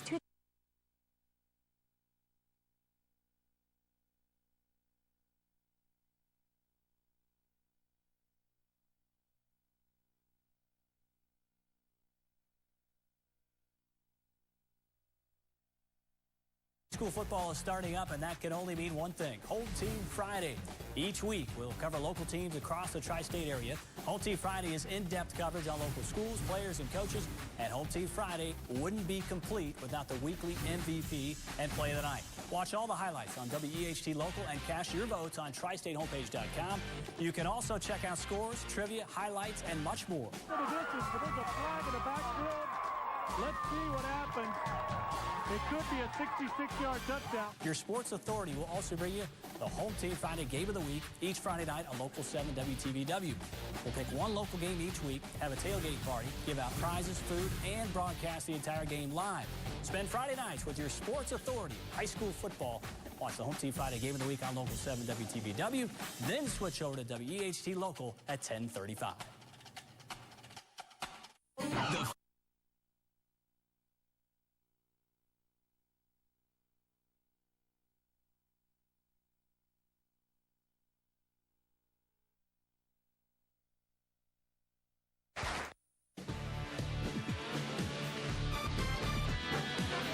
Back here in Paradise, Indiana, Chris Goodman alongside Warren Disler and Pat Clark. We've got the Castle Knights leading 22-15. The winner gets Center Grove. If Castle wins, they will be at Center Grove next week, so I'll have to hit the road. We've heard that Columbus East, the #1 team in 4A, is a winner tonight, so whoever wins the game between Wrights and Jasper, which at last report was Jasper 17-7 at the half, would face Columbus East. Bob Gaddis, the former Wrights coach, the coach of Columbus East. And it's a Columbus East team that played this Jeffersonville team and walloped them this year. Yeah, I think 46-6. Let me check it here.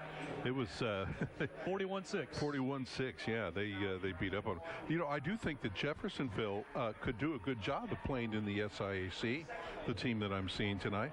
I'd say, you know, depending upon whether they can beat Castle, but certainly would give most of the upper echelon SIAC teams a run for their money.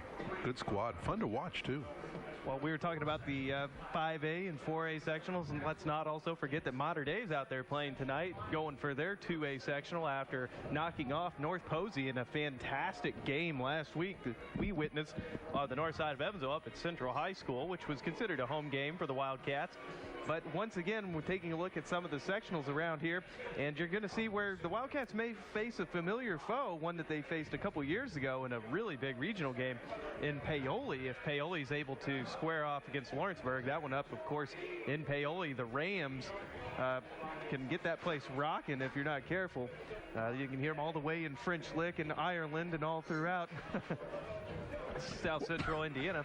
But nevertheless, you see some of the same teams in there, but also some newcomers. But of course, that is all contingent on Mater Dei taking care of South Spencer tonight. Last check, Mater Dei up 28-0 on South Spencer. Well, Mater Dei is playing at the Bowl now between Paoli and who are they playing tonight? Lawrenceburg. It'd be Paoli and Lawrenceburg, and it depends on who's the home team. Right, Mater Dei would be the home team since they're at South Spencer, and Paoli's hosting if Lawrenceburg. If the home team wins between Paoli and Lawrenceburg, then Mater Dei would host because they have the lower. No, they have the higher number, so it looks like they would be on the road. Right. Well, and Mater Dei was on the road, right? Paoli's at home tonight, so that would probably, in all likelihood, bring that back to the Bowl. And in the event that, if Paoli wins, against Lawrenceburg. If Paoli wins, or if Lawrenceburg wins, then we could see him at the Bowl.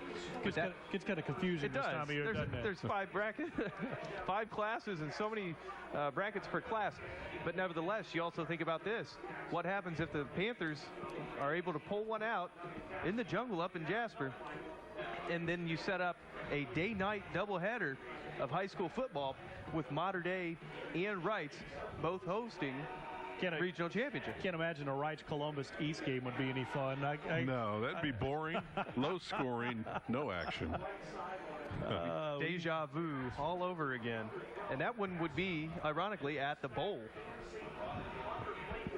It's hard to fathom considering what happened the last time Columbus East came down to the Bowl and faced Wrights. Yeah, a lot of points on the board for both teams, and Wrights ended up winning that game. But some people around this area call it the game of the century. It was that good. A lot of points. Not a whole lot of defense, but a lot of points. People are still talking about that one. In fact, Lance Wilkerson, who did the game with us on radio that night, put together just a really cool video with just shots that were done from the sideline, with shooting it for news footage, and edited it all together and used the radio call. That was real interesting. Once again, we also take a look here at the 4A sectionals and the pairings, and there's some of the usual suspects that you think of when you think of 4A football. And this time, even Delta up there in Delaware County, right outside of Muncie. Cathedral is not as good this year as they have been in the past. Columbus East, and Roncalli, I would not be surprised if Roncalli beat Cathedral. Last score we had from Wrights and Jasper, 17-7 Jasper at the half. Hard to imagine any team holding Wrights to a low output on the offensive end, but that's what these Castle Knights did when they played them. Gibson Southern winning at last report over Memorial 14-10 at the half. If they were to win, Titans and Nick Hart, what a story that has been. They would be home if they win. Castle's going to kick off here leading 22-15. Jeffersonville won the toss, but they deferred, and now they're going to get the ball in the second half.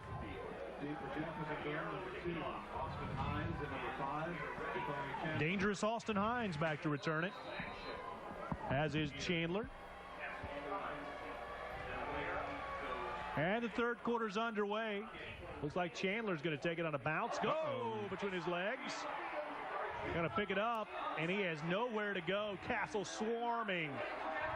Down to the 5. Big break for the Knights. Yeah, not an optimum situation for Jeffersonville.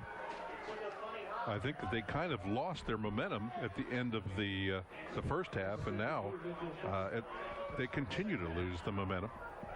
Took kind of a weird hop. Chandler saw it go kind of between his legs, and the Castle special teams unit fantastic on the spot.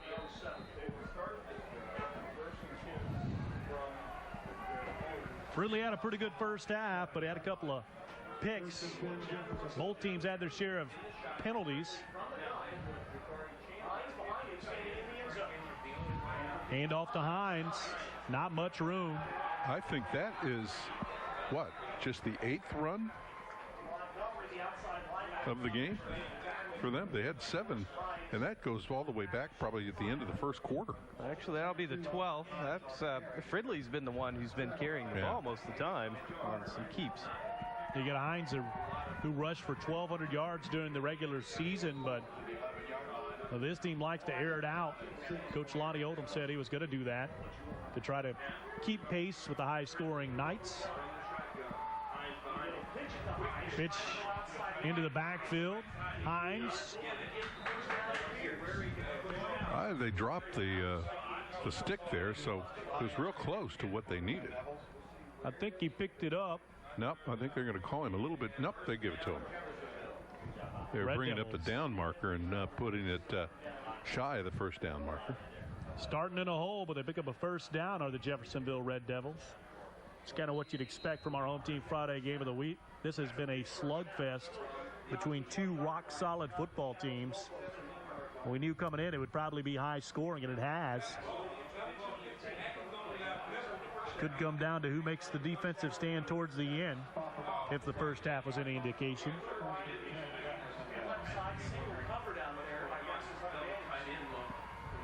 Fridley to Hines, and he's not getting anywhere. That's what you want to see on a first down, is to stuff a run for a loss of about a yard, yard and a half. Mason Wetzel on the stop. Just a sophomore. One of the bright spots of this future for the Castle Knights.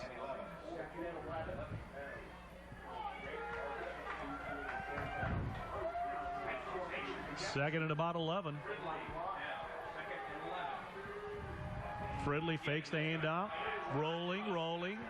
Got a man deep. Gonna throw for him. Got him complete. Big shot, but he hangs on. Dalton Atkins. He may not have gotten the first.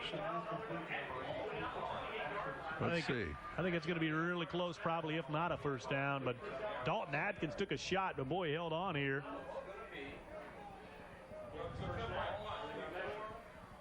May have to measure. Yep, yeah, they're going to bring the sticks out. And that's a long way to go for the chain gang. One end all the way to the other.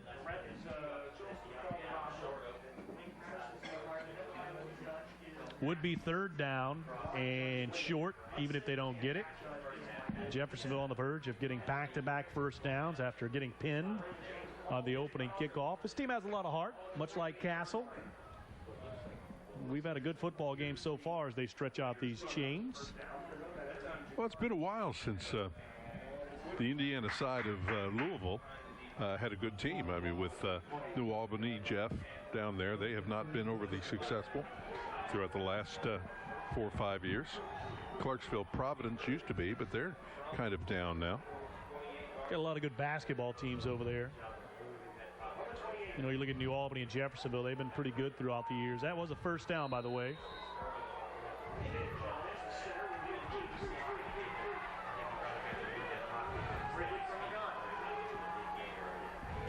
Fridley and the Red Devils trailing here by 7. The Castle Knights a couple of quarters away from winning a sectional championship. But Hines going to have something to say about that. Out to the 40 past midfield, and the speedster with his biggest pickup of the night. I don't know why they weren't doing more of that in the first half. That's effective. Here's a look at that replay, and he's getting some great lead blocking. And he's got a lot of speed. Finally pushed out of bounds by Clay Seitz. Defensive end taken out, pinched off on that play. That's what turned that into a big gainer. From that point on, the linebackers were chasing him. 22-15. Castle Knights leading, but Jeffersonville on the move. Started this drive at their own 5. Hines cuts back, and he is tackled. Thornberry in on the stop. Yeah, he was punished on that. Different look from Jeffersonville than what we saw in the first half. A lot more running. Yeah. Well, they'll continue to do that until Castle stops it. And what they just accomplished there on first down was a good start. But they're so elusive, especially Fridley. They may be wanting to also try and take up as much clock as they can. Don't let Castle have all the time they want on their offensive side of the ball. 2nd and 12. Fake gained off to Hines. Fridley got a lot of room to run, but he's going to stop. Think about passing. He's got a defender on his back. He is only gained a yard on that. Mitch Carter was coming. Did they get the ball? Yeah. And it's out. This is very, very surprising. And I'm not sure. I think they're going to talk about this. They're going to see if he was actually down. Hopefully we can get a replay of this here in a second. Yeah, there's no instant replay. Let's see. Let's take a look here. The ref's having a conference over it. Let's watch. I mean, Mitch Carter was coming with some steam. Okay, he's on the guy's back. No, he was down already. No, he was not down. Well, he was on the Castle defender. He had not hit the ground. And they stripped the ball. Ooh. He's on top of another player, so that was a fair play. The ground. Yeah. Heads up. Some people may have. That one play right there could be the difference in this ball game. Well, I was going to say, right now, the Red Devils and Lonnie Oldham have to be very, very upset about that. And like I said, I mean, we saw the replay, and it's that was a good call. The official was right there. He saw it, and he told the referee what he saw, and they said, yeah. Well, we'll take a look at it one more time. Yeah, he was not down. Is the ball loose before he goes down? Carter just wraps him up. No, he's got it. But now, see, he lands on top of the player. He's not down. Now he is there, but the ball's gone. You can't see his knees. Regardless, Knights take over. Back to live action, play action. Gillis going deep for Paris. Can he haul it in again? He did. Unbelievable. And they're going to throw a penalty, too, so they're going to tack on some extra yards. You know, I'll tell you what, we've seen him play this year and make some unbelievable plays, but you're not going to see two better catches here on the play action. Watch Gillis unload it and go downfield, and once again, Paris hauls it in. That's just spectacular. It's just excellent concentration. And the defenders probably are not aware of where the ball is. He is. And he was double teamed. Yeah. No, they've been double teaming him all night long. I think he heard you up here after you said he had a slow first quarter. Ever since then, Cameron Paris has been lights out. One of the best targets we've probably ever seen in the SIAC. He's done it over and over and over again. And Castle knocking on the door. Trying to win a sectional championship here. Finch up the middle, bounces off and gets about one or two, and he's like a WWE move from Deontay Allen. That was a suplex. They list him as 6'4", 193. I'm not buying it. That's the most solid 193 I've ever seen, and that's it. He may only be 6'3", though. He's got to be at least 220. He is strong. Yeah. I mean, strong. If you're a college scout watching him and watching plays like that, you got to think, God, this guy can play on the next level. Yeah, next level has to worry about the cost of feeding. New back in the backfield. That's Christian Peach for the Castle Knights. And off the Peach, up He's the middle. Quick. To the one. Did he get in? Yeah, he's in. Yes, sir. Touchdown, Castle Knights.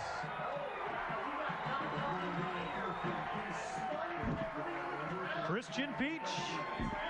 2-score lead for the Castle Knights here after that spectacular catch from Cameron Paris. Peach has the longest run from scrimmage for the Castle Knights this season. So with the extra point forthcoming, Castle could take a 2-score lead, trying to win a sectional title here in Class 5A at Paradise, Indiana. Carlos Caballero, and there's a jump, I believe, on Jeffersonville. Let's wait and see how they call this one. Might move Castle back. I kind of thought the Red Devils may have jumped, but it's always hard to tell. So after the fumble, Castle marches quickly. It's going to be a false start on Castle instead. Move the Knights back, but after that fumble, Castle strikes in a couple of plays. Jasper 23, Wrights 14 in the third quarter.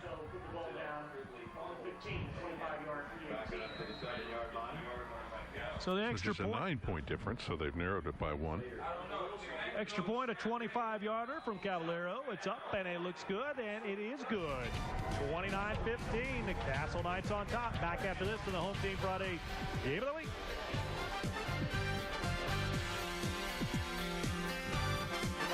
It's our final closeout on all new 2012s at Expressway Dodge Chrysler Jeep Ram. Save thousands during the big finish for 2012. New 2012 Ram Quad Cab Express with Hemi and chrome wheels reduced again to just $23,680, only $289 a month. New 2012 Grand Caravan with DVD, only $18,880, just $259 a month. New 2012 Chrysler 200 at just $16,990, that's $219 a month. The lowest prices of the year and the best time to buy at Expressway Dodge Chrysler Jeep Ram in Evansville. Back here on the Home Team Friday Game of the Week, Castle with back-to-back touchdowns, and now they lead it 29-15. Actually, they've scored 2 touchdowns in a row, the last coming in the second quarter. Or the first coming in the second quarter, and this one on a Christian Peach 7-yard touchdown run. And the Knights lead at 29-15, trying to win a sectional title. Here's the kickoff. Jeffersonville's got it. Chandler once again. This time he holds on to it, gets up to about the 29-yard line. The Red Devils going to have good field position, but boy, I tell you what, Castle, the momentum has certainly swung. That's what they want to do, is they want to trap them behind the 30-yard line, if at all possible, on a squib kick like that. Mater Dei extended its lead over South Spencer, 42-0. South Spencer started the season off, I think, losing 3 in a row, and then came back fairly strong in the remainder of the regular season. See what the Red Devils can do. The Castle defense forced a turnover last time out. They've been pretty good. Haven't allowed a point since that first quarter to these Red Devils, and they are very explosive. Hines up the middle gets a couple. Yeah, if you can hold him to just a yard, you're doing well. He's going to get 2. Nope, just 1. Now, see, they probably look at this as a passing down.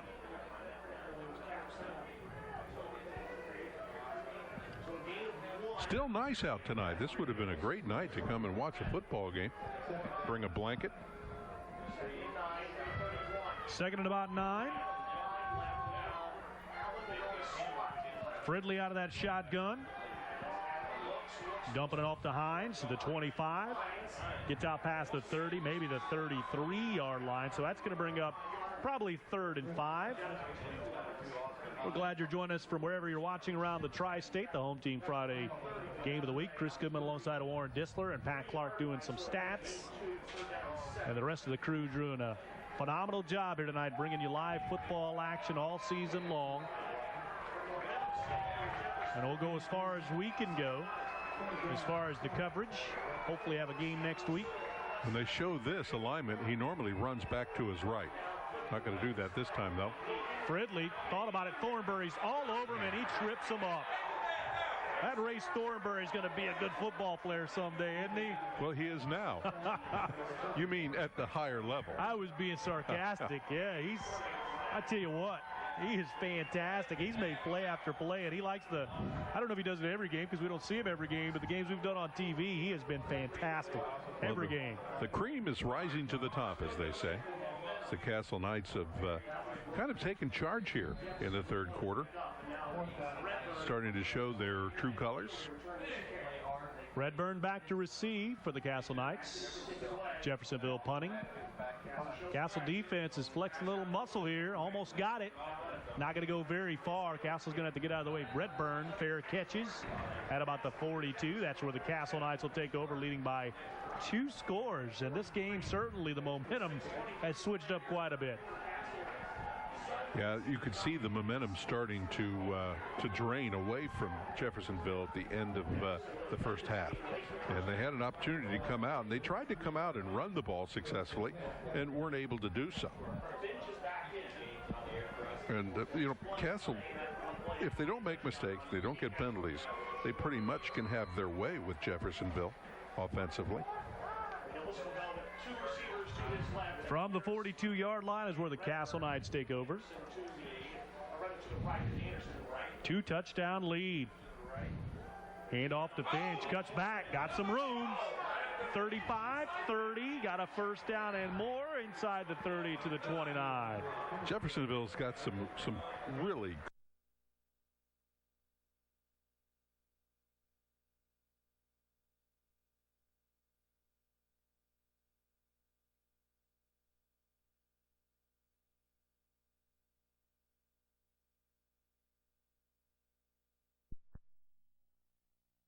long, so their safeties don't get fooled, and when they have to make the tackle, they do so. First down for the Castle Knights. Something unusual. May see Castle run a little clock here. Try to eat up some yardage. Finch down close to the 21, maybe the 22. Let's see where they spot it. Yeah, he got hit pretty hard in the left hip that time, but seems to be okay. They're going to spell him. Here comes Beach in. All he did was rush for a 7-yard touchdown his last time out. His only carry of the game. He's hard to pick up coming out of the backfield. He did take a shot on that hip. You're right. Favoring it as he comes out is Finch. Second down. Castle taking some time here. 5:30 and counting. Here's Beach. Shaking, baking. He's got it at 10. And almost, it looked like he was going to go for the touchdown. Gets out of bounds at the 5. Again, if it weren't for the safeties for Jeffersonville, that would have been 6 points. And how's that for a change of pace? You take out Finch and bring in Beach. You get an extra burst of speed in there. And Finch is pretty fast in his own right. And if Peach gets loose, I don't know that there's too many people that can catch him.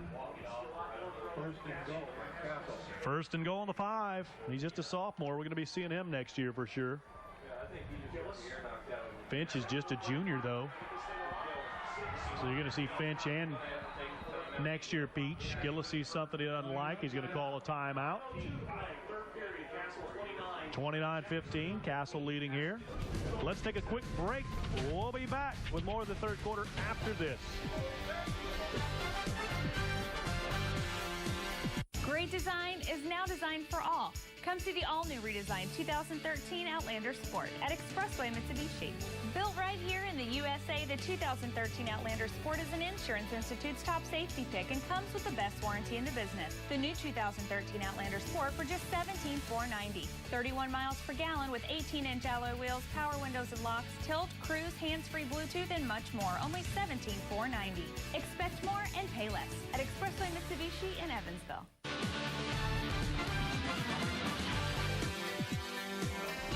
Back here for the Home Team Friday game of the week. The Castle Knights leading the Jeffersonville Red Devils 29-15. I got an update from one game. I hear Gibson Southern has scored on a pick 6, and they lead 21-13 over Memorial at the end of the third. Is that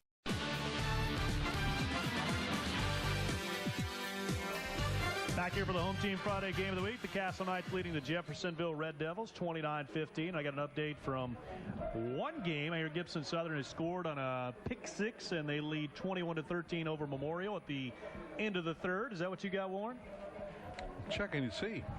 Nope, your score's newer than mine. 21-13, thanks to my buddy Nick Wade. He's over there at the game, trying to watch the Titans. That's his alma mater. He's been sending those scores to me all year long. Here we go, Castle, first and goal. Pete's still in there. And now we got another timeout, maybe. They're going to put the play clock back to where it was. Let it drain down a little. Not exactly sure what's happening here, but we'll trust the refs know what they're doing, right? First and goal on the 5. Castle threatening to make it a 3-score game. Here's Christian Peach. Finds a hole, but gets maybe 1 or 2. Flags fly, though. Could be a hold. It was not behind the line of scrimmage. Yeah, one of the Jeffersonville players is down. Certainly don't want to see anybody leaving with an injury. It's been a great game. Castle has certainly grabbed the momentum, but down on the field, one of the Jeffersonville Red Devils, Jordan Baines. With this hold, this ball is going to come back out to Hopefully he'll hop up here. Let's see what this flag's about. It's going to be a hold. Well, you talk about Doug Hurt and what he's done here with this program. 57-25 at his 7th year at the helm. If you take out a 6-7 record in his initial campaign, or I think that's what it was, or a 7-loss campaign, you take away those 7 losses and all of a sudden you think, wow, this is amazing what he's done. He has Castle 11-0 on the verge of a sectional championship. And it is a hold, so that's going to move the Knights back. Hopefully Baines is fine, being helped off the field, walking under his own power, always a good sign.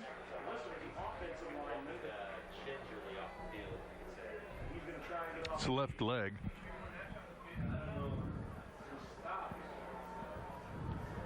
I want to remind you, Sunday at 7 on Local 7, it's the Oakland City University Academic Challenge with your host, Ron Rhodes.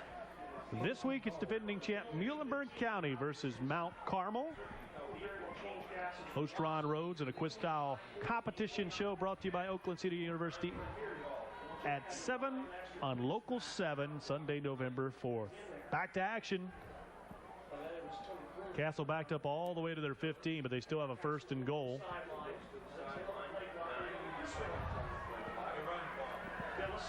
Got Finch back in there now after he was spelled momentarily, and Finch going to get the call, and he takes a hit. Ouch. And I tell you what, Deontay Allen, who was being blocked there rather effectively, or so it looked, that was just an arm tackle. Yeah, Pete's just a sophomore. Finch is a junior, so they'll both be back. Now, Gillis will graduate. He's a senior. But they started the season with a freshman at quarterback, Eric Wilhite. And he did an excellent job, so he's probably the heir apparent. Here's the pass across the middle. Mark Anderson's got it, takes a bounce, and goes into the end zone. Wow. One of the littlest guys on the field knocked a defender who probably had twice the amount of weight and bounced off him and went in and got the score. John Mark Anderson, that is touchdown number 18 this year receiving. He has had a fantastic year. His teammate Cameron Pierce has 17 receiving touchdowns. Redburn has 7. What a trio. Extra point makes it 36-15. The Castle Knights in charge here with 3:51 to go. Let's take a break. Back after this on the Home Team Friday Game of the Week. Eyewitness News, your local election headquarters. On this election day, cast your vote and then join us for continuing coverage of the results on Eyewitness News, Election 2012. We'll team up with ABC to provide national and local election coverage on WEHT Local, while bringing you live continuous team coverage starting at 7 on Local 7 WTVW. See the results, hear from the candidates. Election 2012 on Eyewitness News, your local election headquarters. Brought to you by Heritage Federal Credit Union.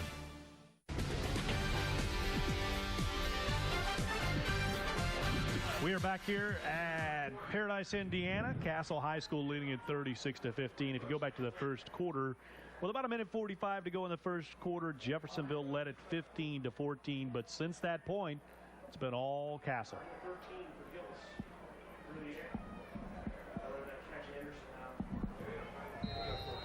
Knights set to kick it off.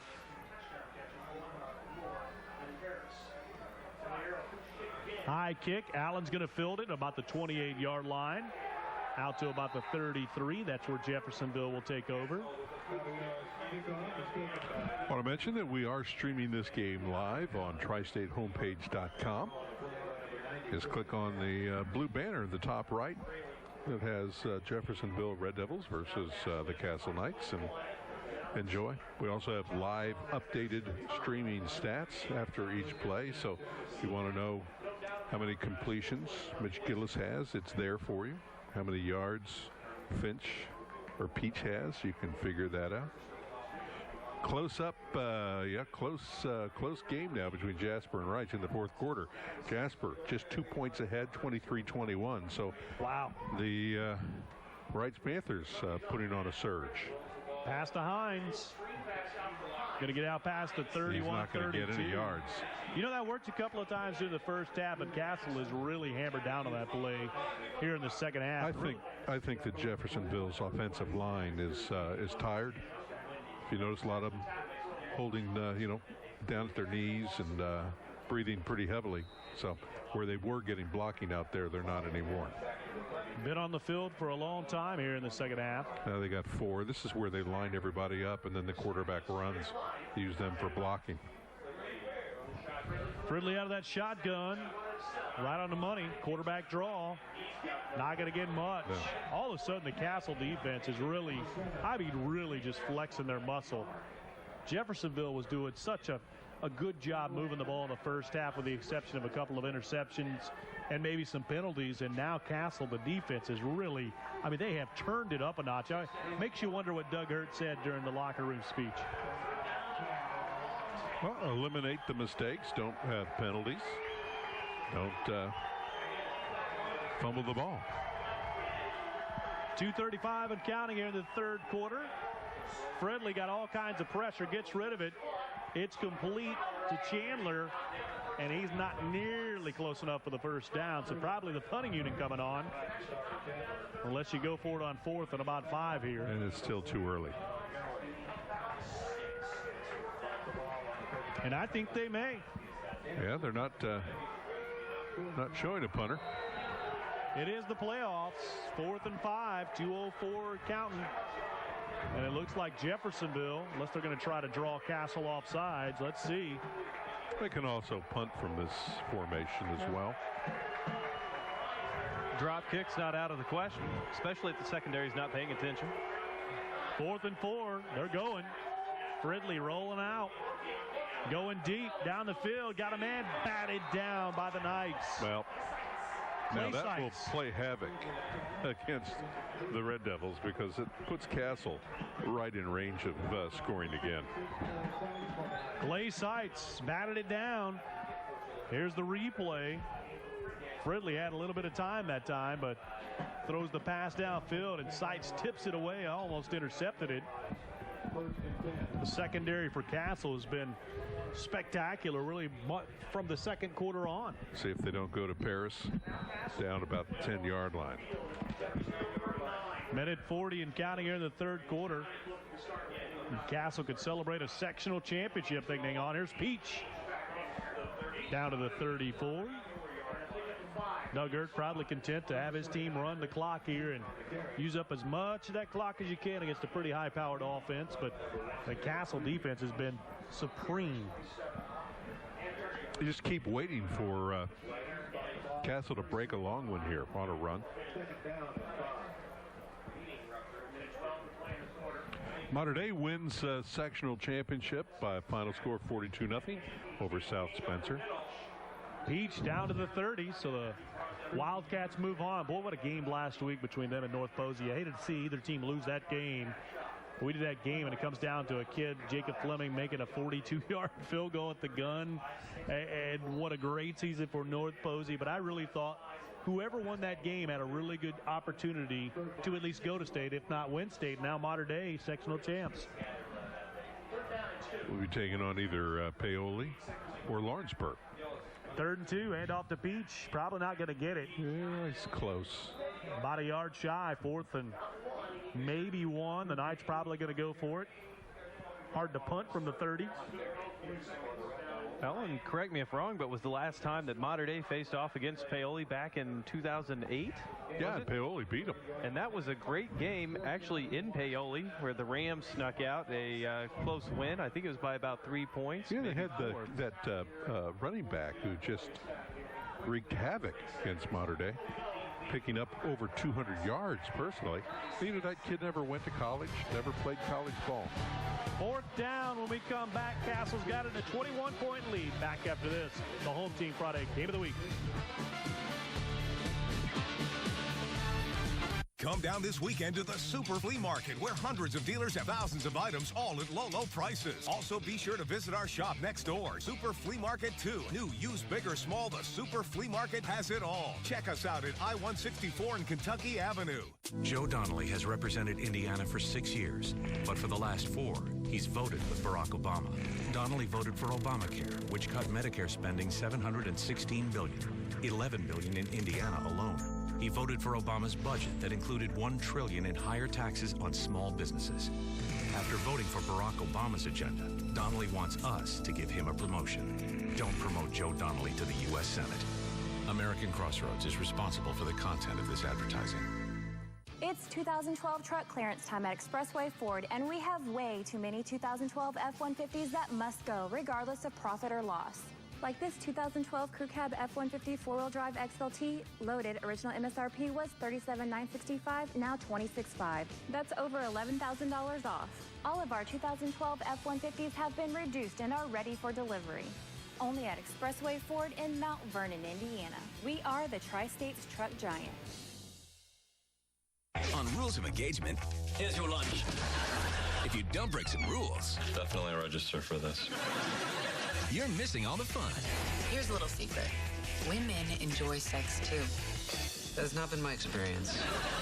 Comedy rules. Sex for chores. One of those equals 2 of these. How about I give you this? Please, I can do that myself. Right? Okay.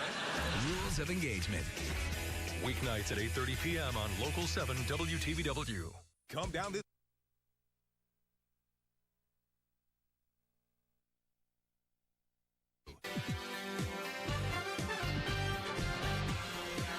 Back here at Paradise, Indiana for the start of the fourth quarter. Castle has a 4th and about 1 here, leading by 21 points. I have an update on the Memorial Gibson Southern. I hear that one's 21-21 with 7 minutes to go. Oh, boy. That's what happens in 3A. You got to tune in. Teams that do not do well during the regular season start to put runs together. Now, Gibson Southern had an excellent season, though. Titans only 2 losses. Memorial 4-7. Here's the handoff. Finch going to get the first down. Bulldozing his way. So it's nice to see Finch back in. He took a hit in the left hip, and he's going to come out. He gets that first down, and he comes right out. I think that they don't want to risk not having him next week if they are lucky enough to advance, and right now it's kind of looking that way, but stranger things have happened. Castle running some clock, though. 36-15. Knights trying to win a sectional championship, 11-0. Finished the regular season ranked 3rd in the state in Class 5A. And off to Peach. There you go. Cuts back and got a first down. He is explosive. Well, big number. Don't show his number. 79, wasn't it? Nash Rivers. Yeah, 6'3", 275. Chasing down Mr. Peach. Sounds like a TV all of show. 5'6", 140. He didn't know what to do with him. I mean, it was like, okay, got this little guy here running in front of me. Timeout on the field. I think it's going to be for a measurement because it's really close, or is it just a Castle timeout? The coach is out talking to him. Yeah. That is a first down. Peach, very explosive. Hey, the quarterback does yeoman duty bringing out the Gatorade. Looks like Monty Oldham wants to try and get the Red Devils a little bit of a breather here. Yeah, this is a point of no return for Jeffersonville. I think they're pretty much played themselves out of this game already. Momentum truly in favor of Castle at this point. But if you're going to make any kind of a comeback, it has to happen right now. I want to say thanks to the folks at Equipment Depot for giving our cameras a lift tonight. Whether your needs are rent, buy, lease, or service work, you can always count on the folks over at Equipment Depot, and they give you all kinds of shots from those lifts. Our cameras all over the place and giving you those aerial views, and we're certainly happy to have you here for the Home Team Friday game of the week. And don't forget, Home Team Friday Live coming up at 10:35 on WEHT. Join Drew Hammond, Lance Wilkerson, Randall Parmley, Ryan Brasler, the rest of the crew. We're at all the games around the tri-state. We'll hear who won that Memorial Gibson Southern game. Last report 21 apiece, and we know the Wrights Jasper game coming down to the wire. Some great football games around the area for sectional championship games. Gillis, pump fakes, got a man wide open. There's a touchdown. Joe Redburn. And if you're watching now, Grandpa, in Missouri, you're watching the stream of internet, there's your touchdown from your grandson. Redburn was wide open. Yeah, game over, yeah, pretty much. How about that? The Castle Knights have scored again. So now the rest of Indiana will get to see just how good these Castle Knights are next week when they begin regional action. Extra point is up, and it is good.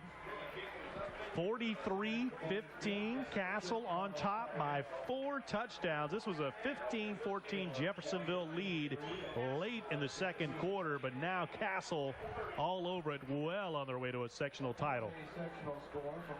See, now they're starting to extend their lead to a similar score that Columbus East had with Jeffersonville. And Jeffersonville, this is a good team. Just heard it on the PA. Jasper leading Wrights 30-28 with 4 minutes to go. Yeah, I still had it as 23-21. So they've each exchanged touchdowns. That's turning into the Central Wrights game of last week, isn't it? Or Mater Dei and Wrights. Where I think in that game they scored like 21 points in the last 2 minutes. Yeah, you're going to have to tune in for Home Team Friday tonight, 10:35 WEHC local. Get highlights of some of these games. I mean, wow, sectional championships coming down to the wire all over. This one not going to end up that way. Castle well on their way to a victory here. You know, playing in Jasper is worth 7 points, I think. Kicking it to Allen once again. Deontay Allen is kind of the kick returner by choice. Yeah, he's only been able to pick up 2 or 3 yards. And he plays hard. I tell you what, you don't want to run into that guy on a football field, but he has played extremely hard tonight, and he's kind of been everywhere. Yeah, both sides of the ball.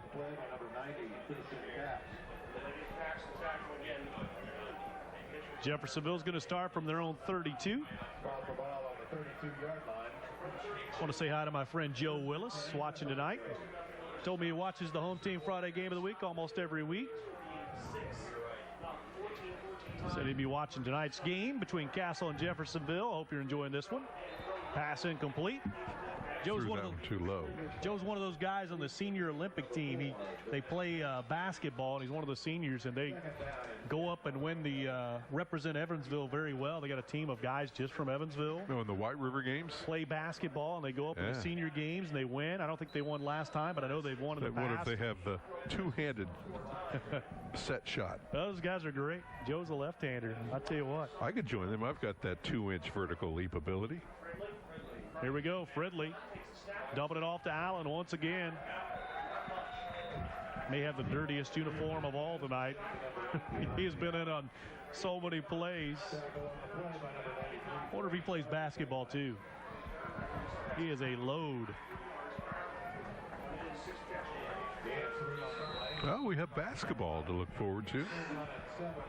A lot of good teams will emerge in the area. Can't wait to see how Bossy progresses without Jalen.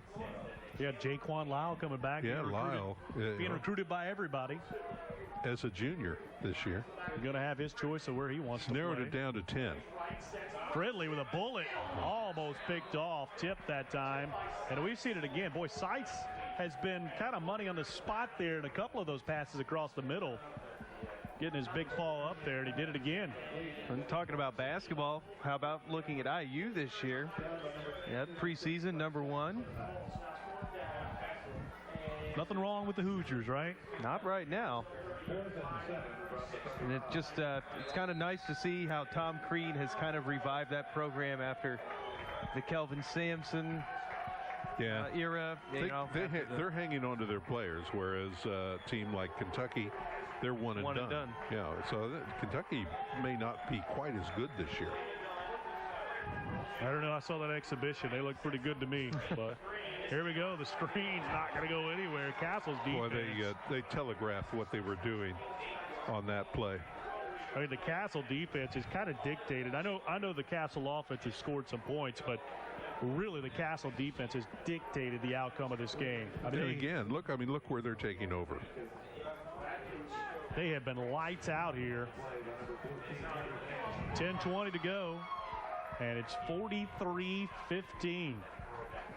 Castle going to win a sectional title here, Class 5A. Well earned. They'll improve to 12-0 and move on and play at Center Grove next week, barring a miraculous comeback. You tend to forget that they are undefeated on the season. And this is kind of what they've done with the Evansville schools. You know, all the SIAC opponents. Haven't been a lot of close ball games because this team is really good. Peach down to about the 22. I get asked that all the time. Is Castle really that good? And my answer almost always is, yeah, they probably are one of the best teams I've seen in the past couple of decades covering sports here. They play under control. They're focused on what they need to do. They don't get rattled at all. And they basically, I think we said it's just like going to work every day, carrying their lunchbox in one hand and their briefcase in the other. Kind of is all business. Got a lot of weapons, got a great offensive line, great defensive line, great linebackers, good secondary. It's hard to point out a weakness with this team. There's Peach bouncing off, going to the outside. He's had a big second half. They really don't lose anything when Peach comes in. I think they pick up some speed. He may not have, as an underclassman, he may not have the durability right now. He probably didn't get as much varsity time because he may have been used on the JV squad. And they have 5 quarters that they can play in. So, but he is a good one. And if you look at the schedule for Castle, with the exception of the Mater Dei game, which was a 14-point win, the rest of the games have pretty much been blowouts. Wrights was a 20-point win. Here's the pass. Gillis going for Anderson. Did he haul it in? I think he might have. He did. Oh, my goodness. It has been a catching exhibition for Double the Castle teams Knights. do not stop them. We'll have to see the replay of this. John Mark Anderson's second touchdown catch of the night, is 19th of the season. The Castle receivers are making Gillis look exceptionally good tonight. And I'm not sure how he did it in double coverage, but he hauled it in. Another touchdown for Castle. Third touchdown pass of the night for Gillis. He's also got a touchdown run, and it is 50-15. Back after this, you're watching the Home Team Friday Game of the Week.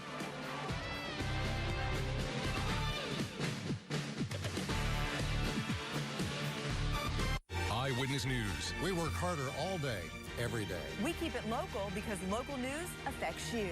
2 stations, 1 team. We bring you real stories about real people while keeping you protected and informed about the weather. I watch Eyewitness News for the local stories. Keeping you connected with the day's events and your community. With the power of 2 stations, tristatehomepage.com, on the go, and social media. We keep you informed all day, every day. Eyewitness News. We make you #1. Watch Eyewitness News and your sports authority as we take an in-depth look at the Evansville Icemen. The Icemen Extra reports Thursdays on Local 7 at WEHT Local. It's our final closeout on all new 2012s at Expressway Dodge Chrysler Jeep Ram. Save thousands during the big finish for 2012. New 2012 Ram Quad Cab Express with Hemi and chrome wheels reduced again to just $23,680, only $289 a month. New 2012 Grand Caravan with DVD, only $18,880, just $259 a month. New 2012 Chrysler 200 at just $16,990. That's $219 a month. The lowest prices of the year and the best time to buy at Expressway Dodge Chrysler Jeep Ram in Evansville. Back here in Paradise, Indiana, it's all Castle Knights leading at 50-15, and I know we got some more scores to talk about, Warren. Yeah, let's do some finals over in Kentucky. Owensboro Catholic winning big tonight, 58-0 over Crittenden County. And then we've got Henderson County final there, 38-0 over Fern Creek. Owensboro winning big, 56-0. Unfortunately, Apollo loses 62-6 to Bowling Green. Here's the kickoff. Red Devils trying to return it and get something going here. It's been all Castle for a long time. In that Owensboro Catholic game, we want to say Holden Staples had a couple of touchdowns. That is our morning show director, Chris Staples' son. So congratulations to him and the Aces for winning. Although when you win 58-0, that's probably, I guess that's expected, right? If they're winning by that margin. Yeah, and another final, Lyndon Stockton was a great team, beating North Davies. That's in 1A, 48-6. We said Mater Dei won 42-0. Still 21 all between Memorial and Gibson Southern in the fourth. And they're going to overtime. Just got an update on that one. 21-21. Memorial Gibson Southern going to OT. Last score we had, Jasper up by 2, 30-28 in the fourth over Wrights. Here we go. Fridley. He's got all kinds of pressure. Probably waited too long. Hungs it up there. Almost intercepted, but no. That was just taking a chance. That was a 50-50 deal right there.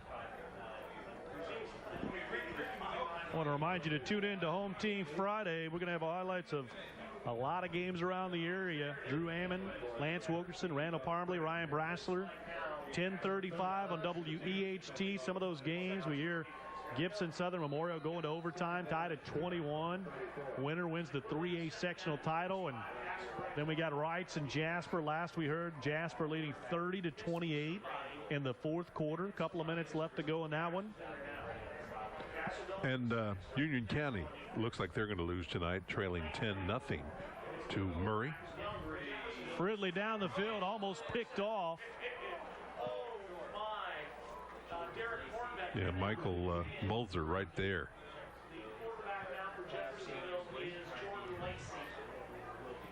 Looks like we're going to see Jordan Lacey in here for the Red Devils.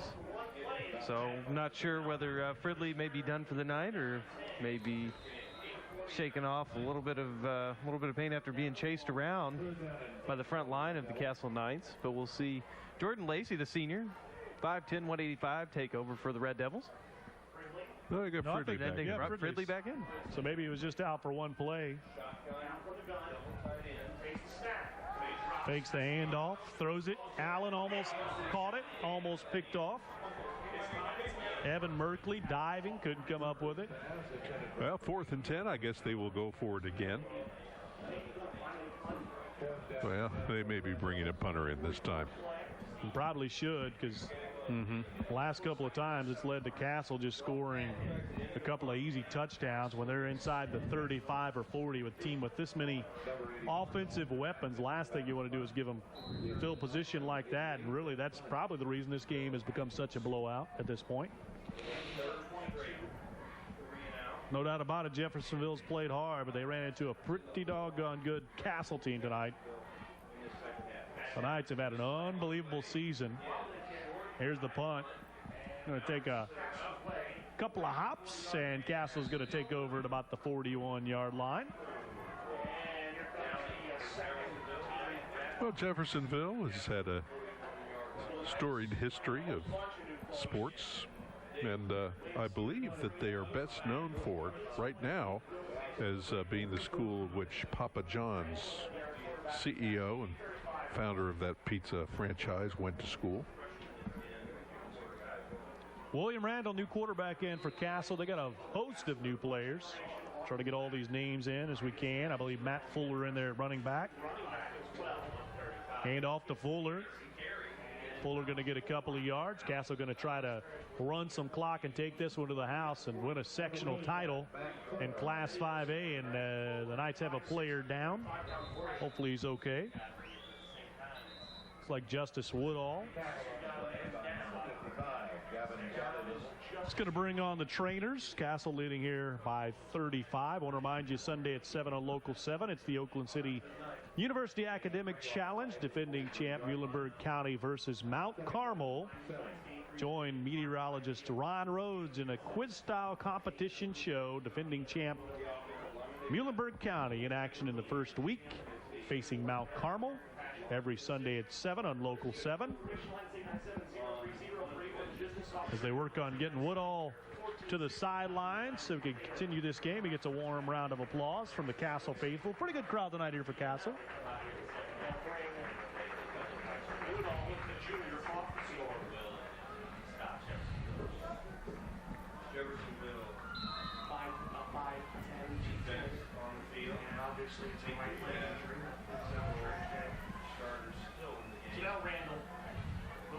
Randall under center. He's got Matt Fuller. Those two both freshmen. Lots of new players in for Castle. Clean jerseys. Trying to get some experience and obviously avoid injury. Fuller, hard running. Going to get a couple.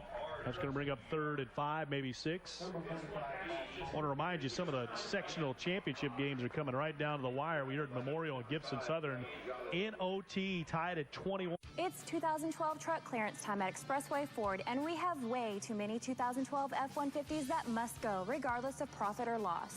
Is also just a freshman. We know that Modern Day won easily tonight over South Spencer, so the Wildcats season continues. We've heard Jasper was leading Wrights 30-28 with a couple of minutes to go in that one. Randall out of the shotgun, going to have to get rid of it. Throws it off, a little dump pass to Anthony Jordan. He's going to be short about 3 yards. And still no final on Memorial Gibson Southern or Jasper Wrights.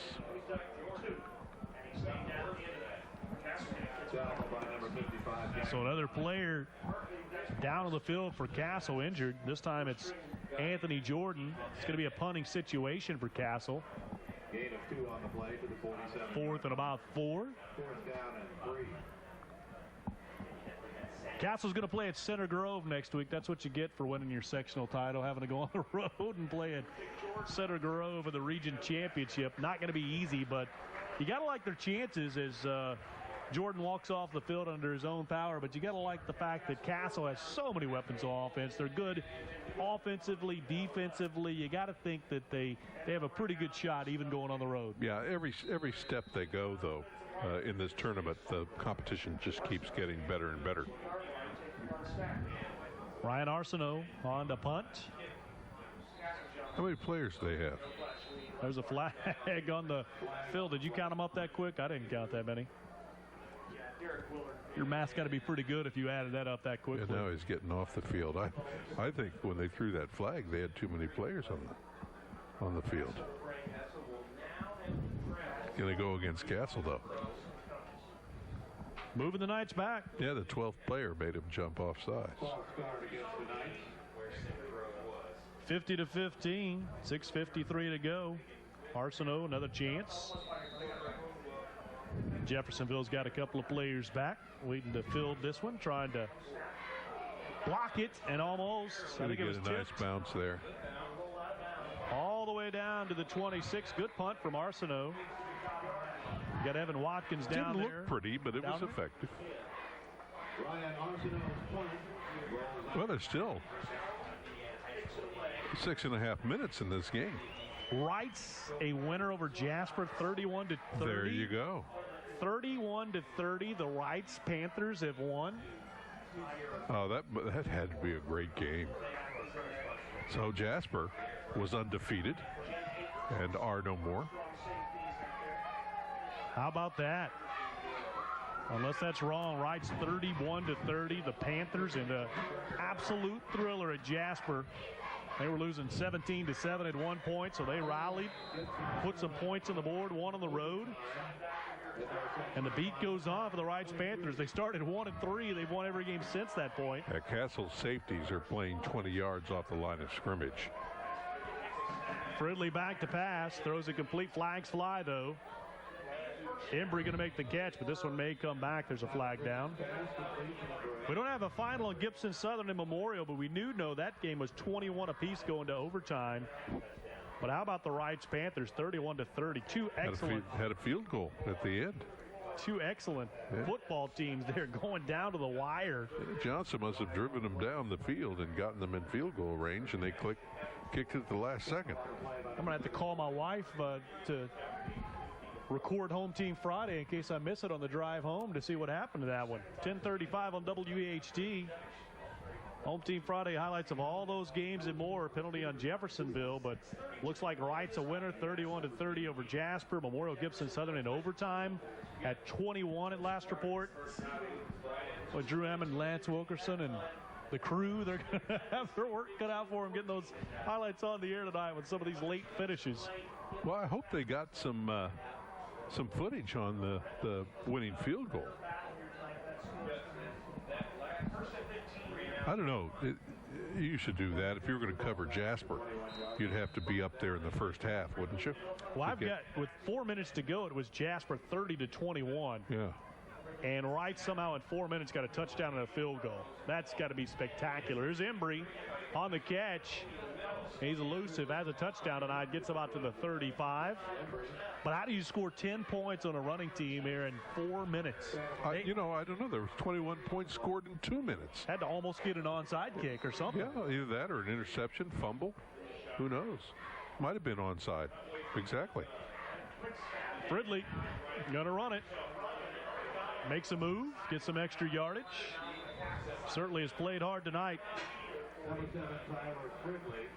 You can tell why he's put up some of the stats that he has. He's a pretty good quarterback. This Castle defense has done a good job bottling him up in the Red Devils offense here in the second half.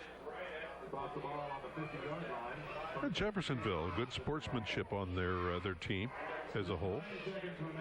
You know, a lot of times when you get this far into the tournament, you see teams trying to roll up on the legs of opponents and things. And they've played hard, no doubt about it. Damon Smith in the backfield now with Fridley. All kinds of pressure. Got to get rid of it. He's got Allen once again, and Deontay going to get about 9 yards. He is such a workhorse for them. Yeah, they've got some reserves in on the defense, Castle does, and he just towered over those younger players out there.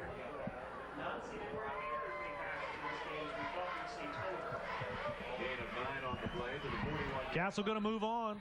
You're just joining us. Knights led at 14-0. Jeffersonville stormed back and scored 15 in a row. But here we are, Castle at 50-15, and I got a final. Gibson Southern 27-24 in overtime. So Memorial gets a field goal on their possession. Gibson Southern gets a touchdown, and the Titans have won 27-24. So I think that Wrights will be at home next week. Can you believe a team that was 1-3, granted they lost to some good teams, is a sectional championship? They go through Central, avenge a loss there. They beat an undefeated Jasper team. Are they calling that a catch? Well, we had the line judge. No, you could see that hit the ground. Catch, but we had the back judge wave it off. But getting back to those Wrights Panthers, I mean, wow. I mean, it's unbelievable. They were 1-3, and perhaps one of the turning points of their season was losing to this same Castle football team. Well, everybody's lost to them. Then you got Gibson Southern. They've got 10 wins. They're sectional champs. Nick Hart, first year as a head coach. I mean, the storylines go on and on. Now, where's his dad now? He left Warren Central, right? I am not sure where he's at. Maybe he's just watching Nick coach these days. Certainly doing an outstanding job. Got Gibson Southern a sectional championship. Here's Fridley, and he lost the ball. He got it back. And that's just a case of working too hard. Fridley has just put his heart and soul into this offense tonight, and he has played very, very hard. But the Castle Knights defense has been a hard thing to overcome for a lot of teams this season. You know, if I was at college scouting him, the fact that he's still playing as hard as he can would be very favorable. And he's a senior. Last thing you want to do is go out with a 50-15 loss, but there is no quit, absolutely no quit in him. Pass to Embry, and look at a Castle defense. Yeah. Backwards even more. And Embry's going to lose a lot. Castle defense comes up, and that's Joe Redburn, I believe. Or check that. They pushed him back 20 yards. That's Tanner Weisheidt with the tackle, excuse me. Had his number all crunched up. I couldn't tell what the number was. Thought it was 85. Let's see where he was when he caught that ball. There he is. So that's about the farthest he was going to go. These are some of the backups for the Castle defense in there. Loss of 16 on the play. Clock under 4 minutes to go. Castle's going to win the sectional title. Going to improve to 12-0. Jeffersonville's going to end their season here 8-4. Certainly nothing to hang their heads over when they were 1-9 a couple of years ago. This program is certainly going in the right direction. Pass downfield, Chandler's got it. Yeah, he's going backwards too. Now he gains back what he had lost. So now they're back to about the original line of scrimmage now. So it's going to be about 3rd and 12? And Nash Rivers, big junior offensive lineman, hobbling off. 275. You know, when I was playing football, you know, guards were 185, 190 pounds. Tackles were like 230.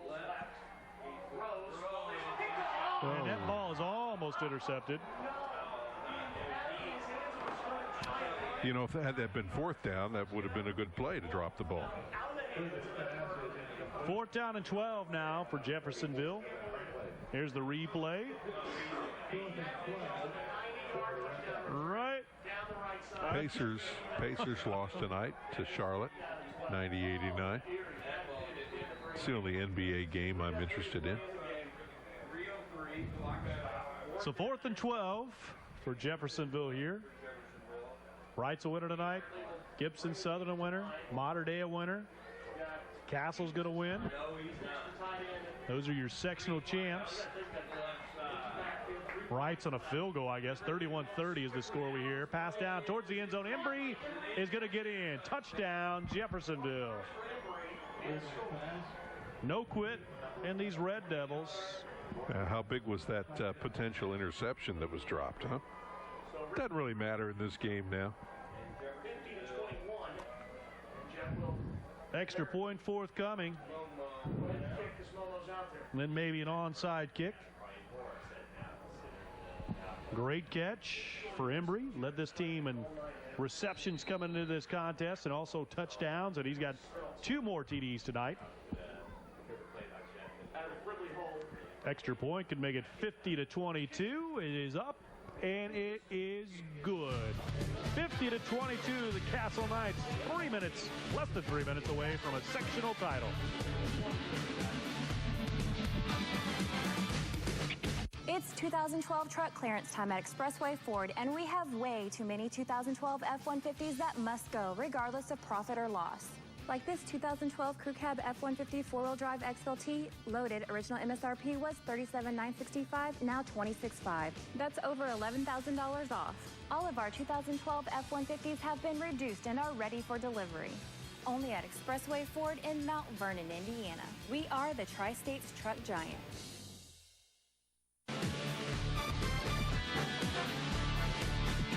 Back here at Castle High School, 50-22, the Knights, and only 257 separating them from a sectional title in Class 5A. A lot of the subs in for the Knights here as they'll get the ball back pending maybe an onside kick. Let's see what Jeffersonville does with it. But a 4-touchdown lead and certainly a big night for the Castle Knights, and they blew open a very, very close game pretty much from the second quarter on. Well, we may have that Mater Dei doubleheader, twilight doubleheader at the Bowl next Friday. One may opt to play, because I know when when Wrights played Columbus East, they deferred that game until Saturday and played it during the day.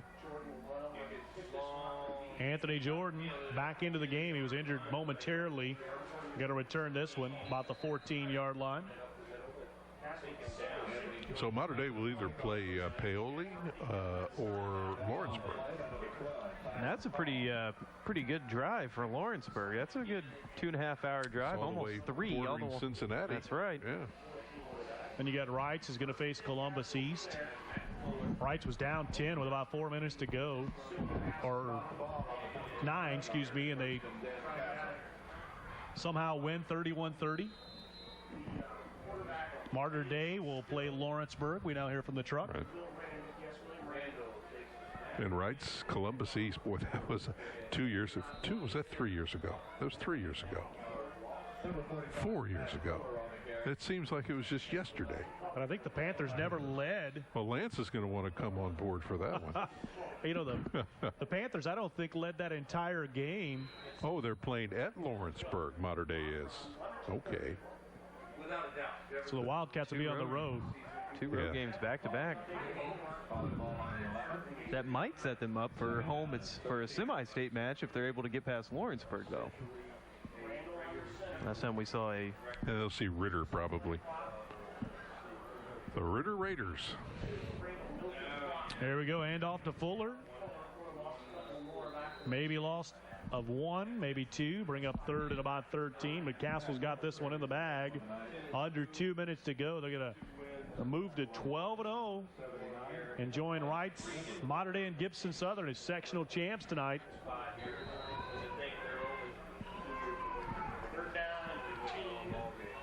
Next week, Castle will move on. They'll be at Center Grove. Going to be a tough game, but the Knights will have their opportunities. Wrights will be home against Columbus East. And hopefully that'll be our home team Friday game of the week. Oh, it will. Made the decision in the truck, yes. We've got confirmation. Bob Freeman's working hard. Big out hole there. Ooh, that was a face mask. Gibson Southern at Charlestown. They won in overtime over Memorial, and what must have been a thriller.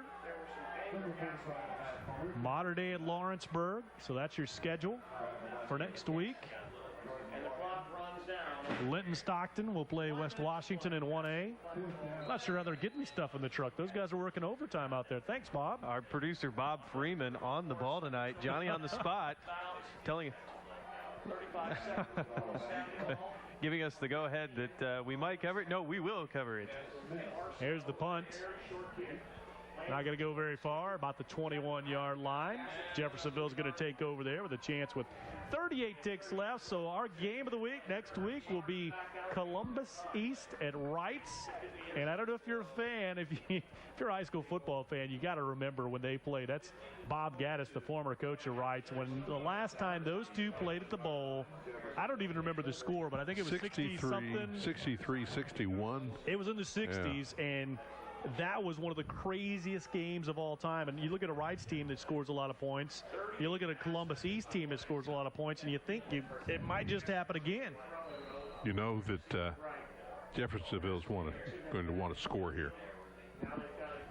And that's a Columbus East team that beat this Jeffersonville team 41-6. Here's the pass towards the end zone. Got a man, touchdown. Jeffersonville going to add a couple of touchdowns here late. Fridley with another touchdown pass on the night, his third. Helping his stats out quite a bit. He's got 3 touchdowns through the year and 1 running. Not a bad way to go out. 33 seconds. 50-28. Castle just half a minute from winning a sectional title. And they'll go to Center Grove next week. Wrights, a winner over Jasper 31-30. They will be at home against Columbus East. Gibson Southern at Charleston. A winner in 3A tonight over Memorial in overtime, 27-24. Mater Dei blows out South Spencer. They will be on the road at Lawrenceburg. Thanks to Jeremy out in the truck for figuring that out for us. It's always hard to figure out who's winning and who's losing when you're in a ball game. I think Jeremy has plants all over the state. He's got sources. That's what I hear anyway.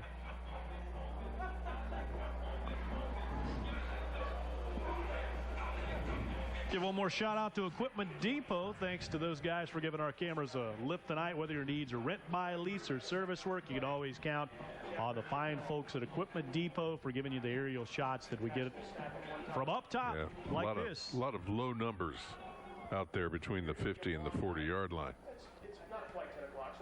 So they're anticipating this is going to be an onside. Here we go. 50-29. No, it's not. Little pooch kick. Jordan going to field it at about the 19, or is he? Did he get it? Yeah, he got on it. I tell you what, if he doesn't get it and Jeffersonville scores again, it could end as a 14-point game, and this has been anything but. Boy, Castle has to run one play here. Castle has really turned it up a notch defensively in the second half, with the exception of maybe their subs coming in late down the stretch. But defensively, we talk about the offense so much, but I think defensively, this is sure they're going to get in the victory formation here, let the clock run down, and then take a knee, and then game over. Well, half a minute, and that's going to do it. Yeah, they're not going to start the clock up again. Castle's going to win it 50-29. Sectional champs for the Castle Knights here in Paradise, Indiana. They're 12-0 in the season. They beat Jeffersonville 50-29. The Castle Knights and Doug Hurt will celebrate a sectional championship, but they're going to move on and play at Center Grove next week. They got unfinished business. We'll be back with some post-game here from Paradise. Castle a winner 50-29. You're watching the Home Team Friday Game of the Week.